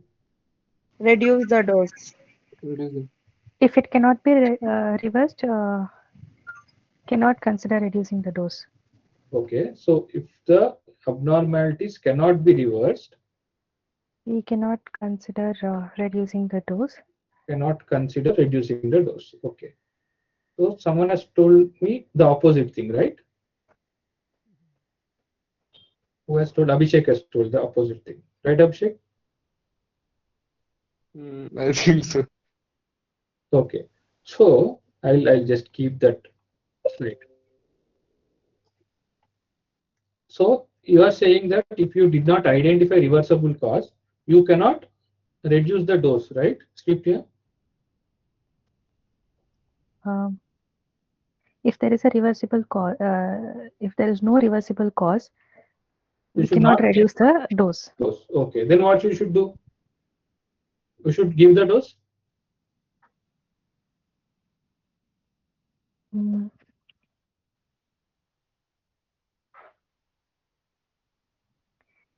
It's little Sir, confusing, sir. Sir, we can give the dose because he had mentioned only if. Okay. So If the cause of the abnormality is not identified, then only we should reduce the dose. Okay.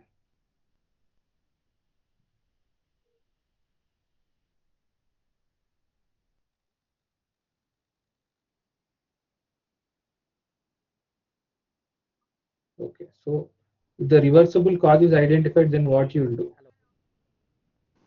Reduce the dose. Reduce the dose. You are saying if no reversible cause.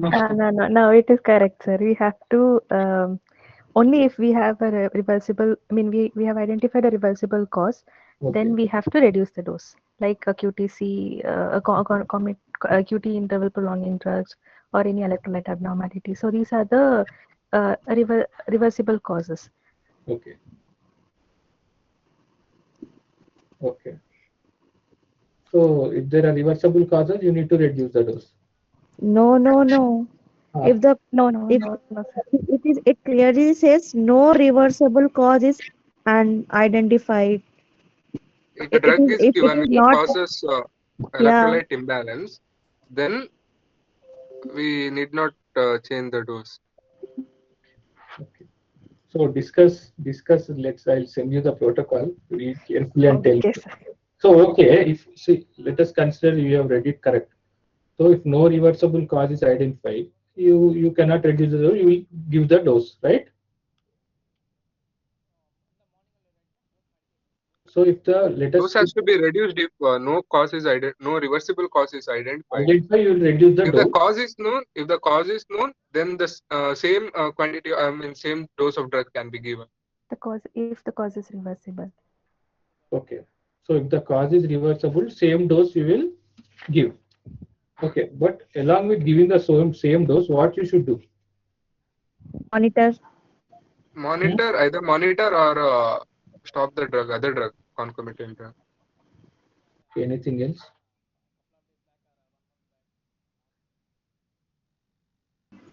So Stop, let sir. us You say, can give alternatives which see, doesn't cause this abnormal. I'll tell you. So if the serum electrolytes has been identified as a cause to QTC prolongation, so can't you correct the serum electrolytes?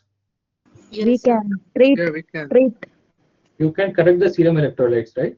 Yeah. So that's the Yes, sir. reason dose reduction is not required there. Understanding my point? Yes, sir. Yes, sir. So you have to do corrective actions first, corrective and preventive actions along with. So then what is the reason of identifying an AE then if you are not doing any corrective actions? So you have to reverse the reversible cause, right? So it won't get reversed on its own. So that is important. So there will be these kind of lines throughout the protocol. Okay. So it is very important to understand how to read protocol. You will only understand if you read several protocols and you will get doubts like this. Okay, so if you get grade 4 QTC, what you will do? Permanently discontinue the drug. Okay, great. This is simple. So storage is important. How you store the drug, like temperatures, or it will be written in pharma manual. Accountability, they will write that you have to record in source and you have to write in logs, etc. So destruction is important. So once you have used that product, you should not throw it away. So you should keep it for accountability, like empty vials or the tablet containers. So the monitor can come and review, do the accountability. So you should take back the container, empty container from the patient, and you should keep it safely. So that once the monitor comes and reviews it, how many are remaining, so how many subject has used, reviews and signs, then you can destroy that. So destruction as a procedure, so you should be associated with third-party person or your what you say, the department which handles trash and disposables should give you a certificate that they have destructed this product. Okay, or you don't have that facility, you can send back the unused or expired product or used empty vials to sponsor for them to destroy. Got it? So there will be some prohibited medications. Okay, so remembering these medications, having an idea of these medications is very important, because in case of any AE or severe case, so patient has developed severe uh, skin infection or something like that. So general pen habit will be to prescribe uh, antifungal medications, right? Like maybe ketoconazole, etc. All these things. Getting my point? So by having an idea in your mind that okay, these kind of drugs are not allowed, like strong CYP3A inhibitors are not allowed. So in that case, in the case of an AE, so if your PI is writing, so you should have an idea what are prohibited medications in the study. Understood? Grapefruit juice. So grapefruit is different, you know, right?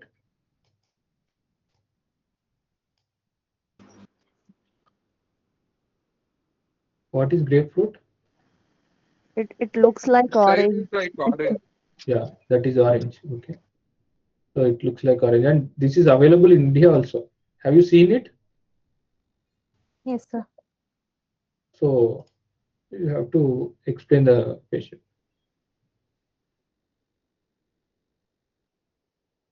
See here, medications not recommended will also be written.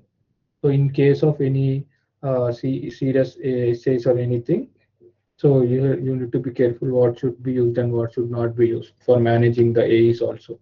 Okay, like chronic immunosuppressant therapy should be avoided, including systemic corticosteroid, steroid givers for physiological replacement, as anti-emetic or inhaled as.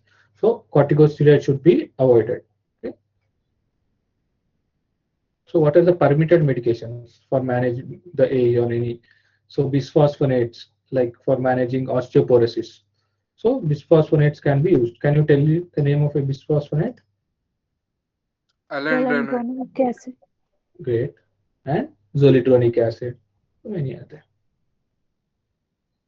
So standard therapy for pre-existing medical conditions.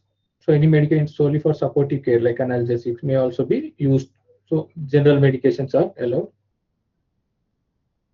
So concomitant radiotherapy or surgery, is it allowed? They will write here.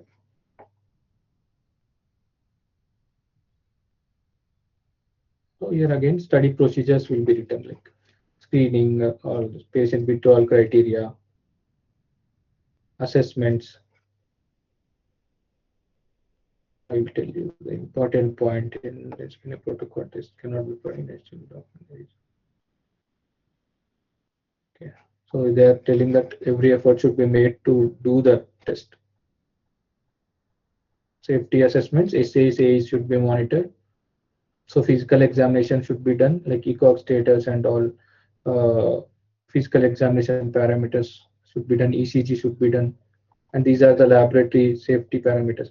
So in some cases, see, there will be write like this. So 3 consecutive 12-lead ECGs will be performed at approximately 2 minutes apart. Okay. And the mean value will be taken. Mean means average. Okay. So you have to do how many ECGs? 3. 3 times. So patient will be lying in the bed. So after every 2 minutes, the technician will be pressing the button. So you will get 3 ECGs. So it will take 6 minutes. Only the ECG screening will be recorded on CRF.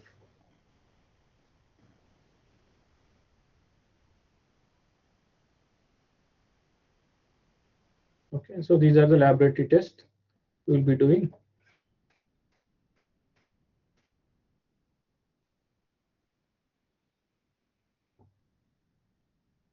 So again, like for small A's, what should be done is written here. Grade 3 neutropenia, you have to repeat it. And you have to follow retreatment criteria if you want to restart the drug. So blood chemistry, what should be done is written. So these are basic things. Again, patient reported outcomes. So every time the questionnaires generally is given before doing any assessment to the subject. Okay. Questionnaire at the pre-dose cycle 1 or day 1 and at every clinical visit thereafter and at the end of the study. Like FACT-B questionnaire is there, EQ5D questionnaire is there. So you have to do also even before checking his vitals, even before doing anything. So because this can impact the score, right?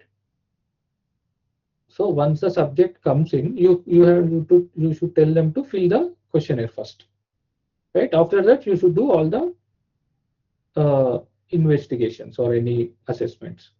So how will the CRA get to know you have done it previously or after?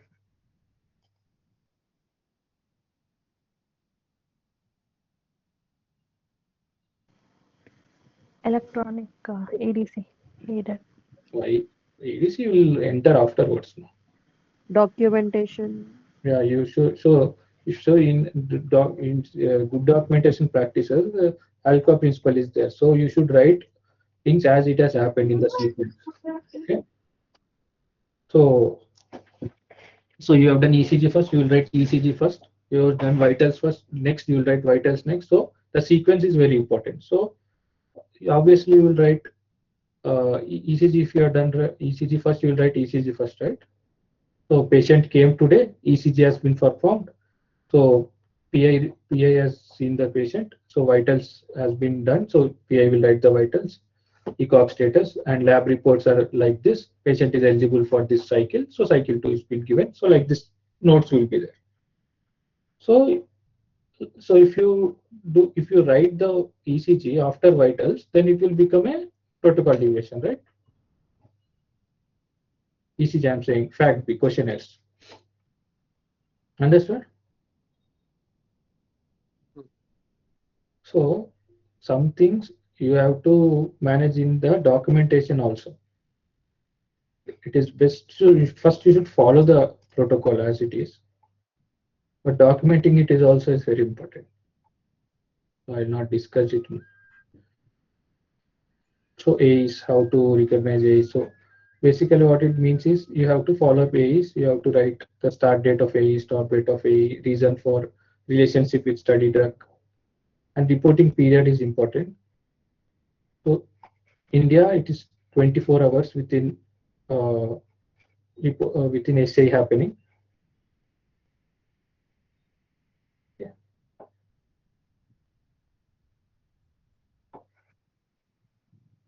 So up till when should you report the SAEs? Is 28 calendar days after the last administration of investigation product. So you have to follow the patient up till 28 days. So within this 28 days SAE is happening, you have to report it in the CRF.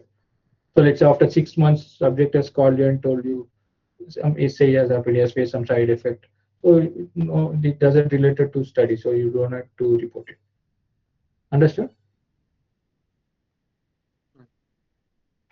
So definition of an adverse event. So abnormal test finding, clinical significant symptom, physical examination, hypersensitivity, drug abuse, drug dependency, everything is an adverse event. Right? Medication, patient has fall down and broken his hand. So that is also an AE, but it is not related to study drug, but that is an adverse event. Here they have written. The event need not necessarily have a causal relation with the treatment or usage. Okay, so non-medical things like that can also be not related to this study or medication can also be an AE. So occupational exposure. Something happened at his occupation. Some chemical has fallen on his hand and burns has happened, or small fire accident has happened. So that is also.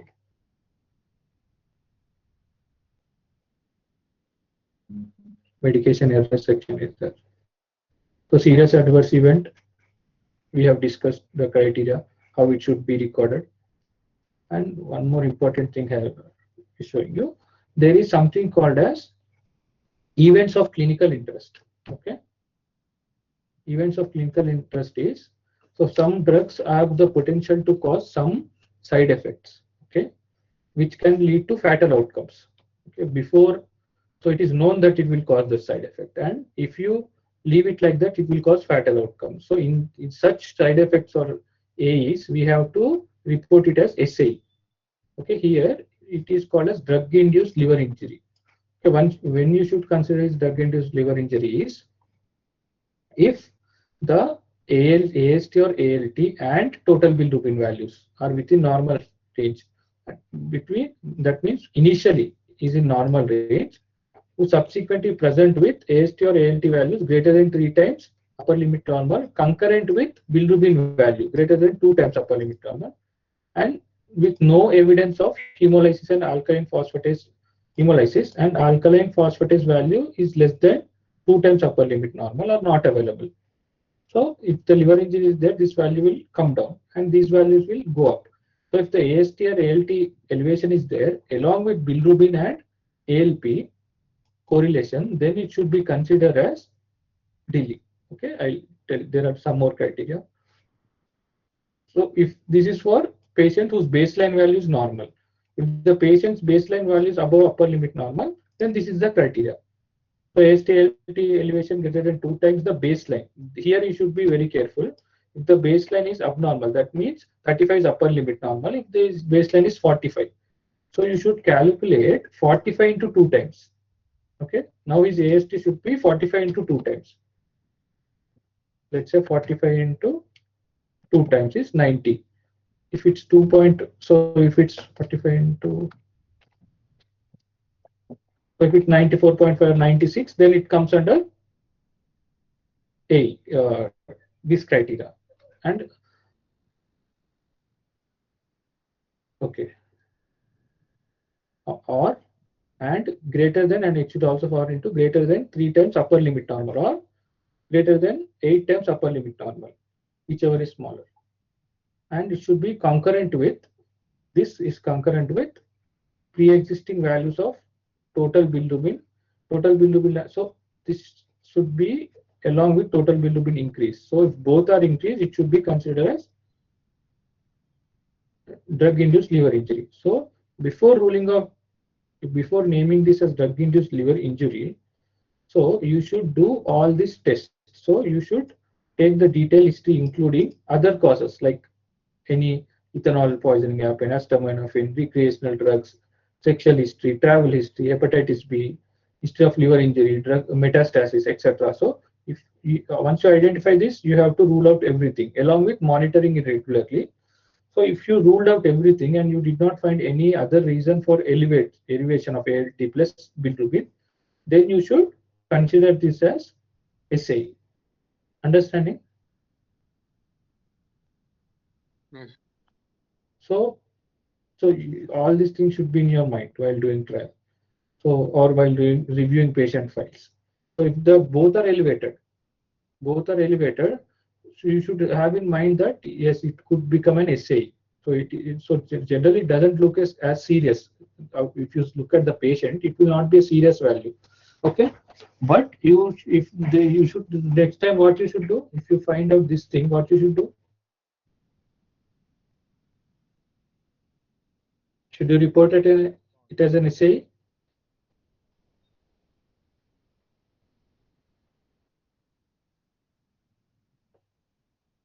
No, yes. Stop that. Could you repeat your question? No, see, subject has come to you today, okay? 17 June, you have done the lab reports, okay? So his elevated value is, I'll show you.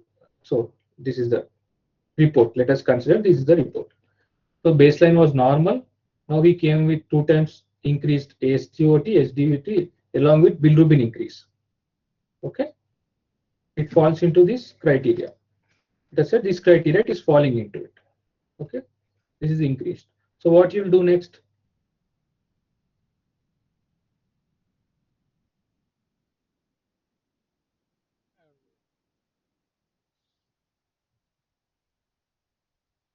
Assess for hepatitis and all other. Exactly. So you should assess for these all things. Okay. If you did not find a cause, then you should report it as SAE. Or though this question should be potentially considered as Hy's law. So Hy's law is based on a study. So Hy's law was done by Hy Zimmerman. So he has performed a study. He was a liver specialist, kind of. So he identified that if the subject has been, the patient is suffering with this kind of condition, okay, without any based on drug, then 76% of such kind of patients went to require either for a liver transplant or they have died. Getting the point? What Hy's law says. So even the SAE did not happen here. So death is an SAE, but this is not an SAE. No? It did not lead to hospitalization. It did not lead to death or any SAE criteria. But why we are reporting is because there is high chance of fatal outcome. Understood?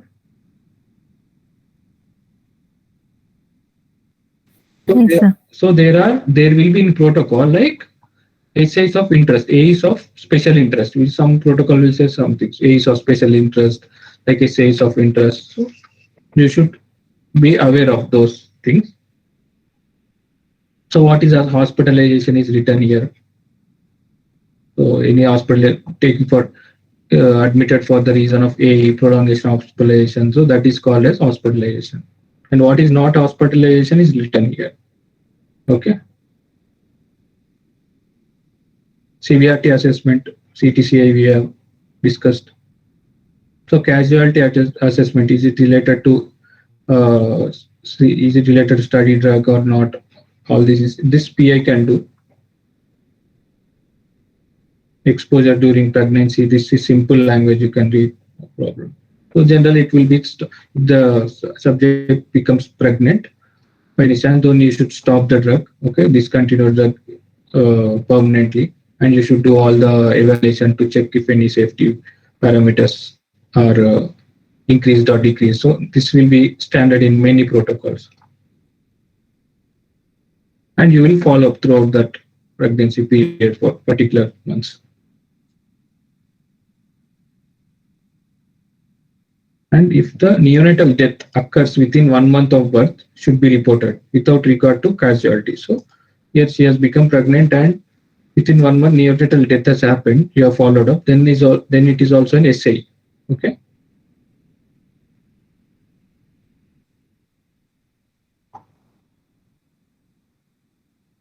Reporting requirements. So within 24 hours, you have to report to different parties. So that is fair. So, and this data analysis, statistical methods, what software they have used, how they have calculated sample size will be written here.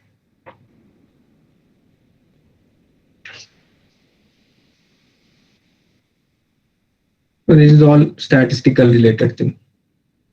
And how do you enter case record reports, ethics, ethical conduct, all this will be there. Informed consent, how do you do? These are basic things. So how, when the interim reports will be presented, generated, all this kind of information, where it is registered, this study will be written here. So like this, the protocol will be there. So did you get an idea?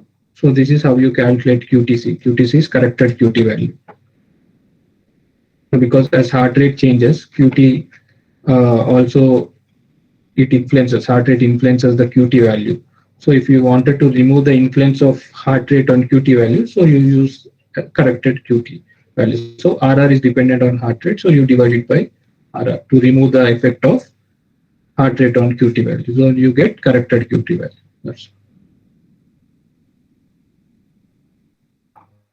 so this is the questionnaire. So this is basic things. So essentially, did you understand the protocol today? Yes, sir. Yes, sir. Do you have a better idea of protocol? Yes, sir. Hence, we have to go through that again. Definitely you have to go through it. So I can tell you that no one will be able to explain you a protocol in 2-3 hours. It will not happen. Okay. Neither you will learn a protocol in 2-3 hours. It will not happen. So it is work in progress. So you will get an idea of how protocol looks and everything. You will get doubts if you are reading protocols. But once you start working in field, you will get more doubts. Okay. So that is natural.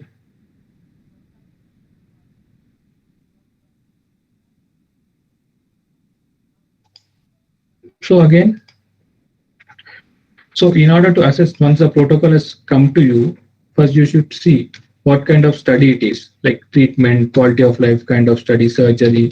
So this is what you will see initially. This is I'm saying like how to assess a protocol. You not to understand, so how to assess a protocol. So you should also see what is the study design. Okay, compared to standard of drug. See, your study design should be at a close match for standard of care. Like you can't call patient 10 times in a month. So what is the standard of care? What is the standard schedules followed in hospital, and how is your study design comparing to standard of care? Standard of care means two things. One is standard treatment available. Okay, standard treatment available, best treatment available, and also the care patterns which is being done. So treatment compared to currently available treatment. So how is your study design comparing? So or drug comparing is important.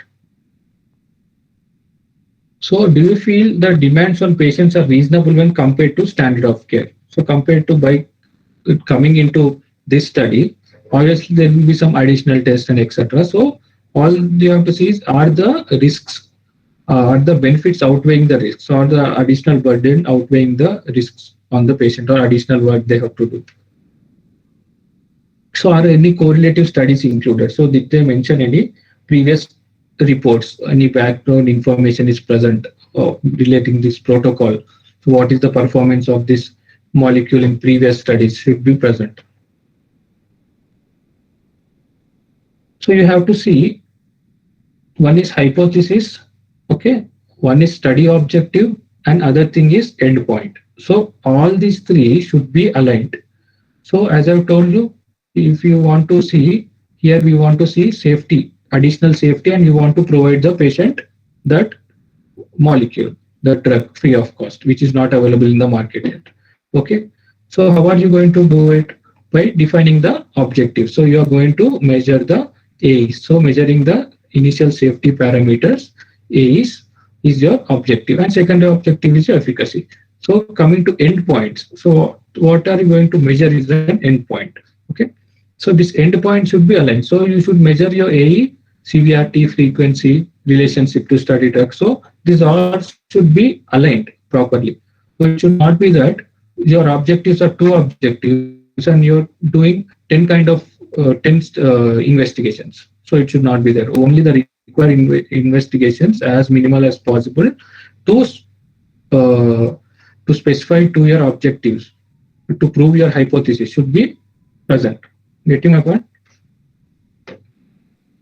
Yes. And of course, you should see eligibility criteria, inclusion criteria, exclusion criteria, and you should rethink, is this kind of population available in my hospital or in my area? So, and also, is this study being done throughout the throughout all centers? You should see. So again, feasibility, as I told, the same points.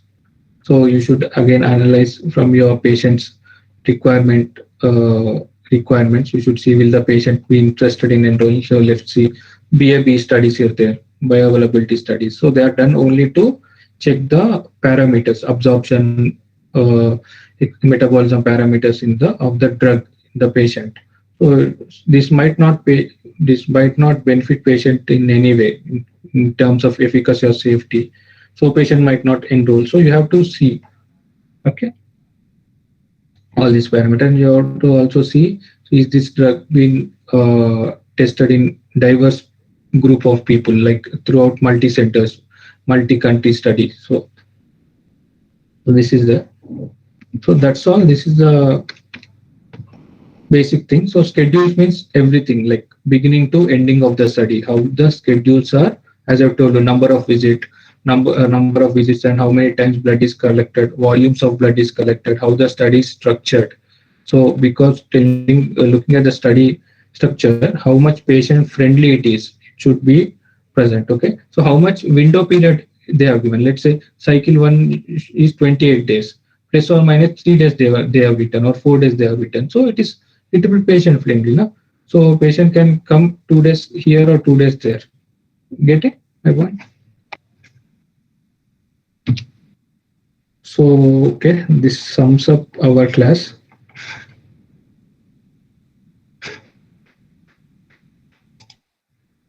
So I've already crossed my time today. So, but has this been useful? Yes, sir. Yes, sir. So do you have any doubts here?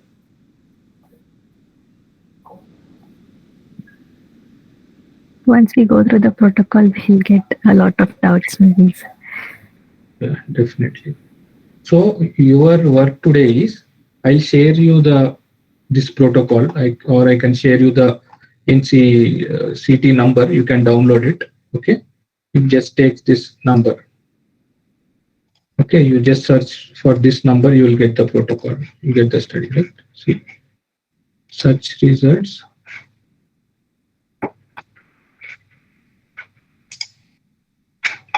You can see my screen, right? Yes. And just search for this number and you will get the study. Okay. I just have to post that number in WhatsApp group. Sir, could you share all the references?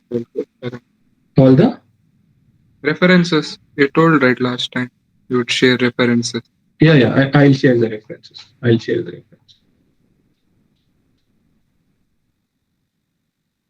Okay. So you can download it from here. Where is it? It's here, study protocol. Okay.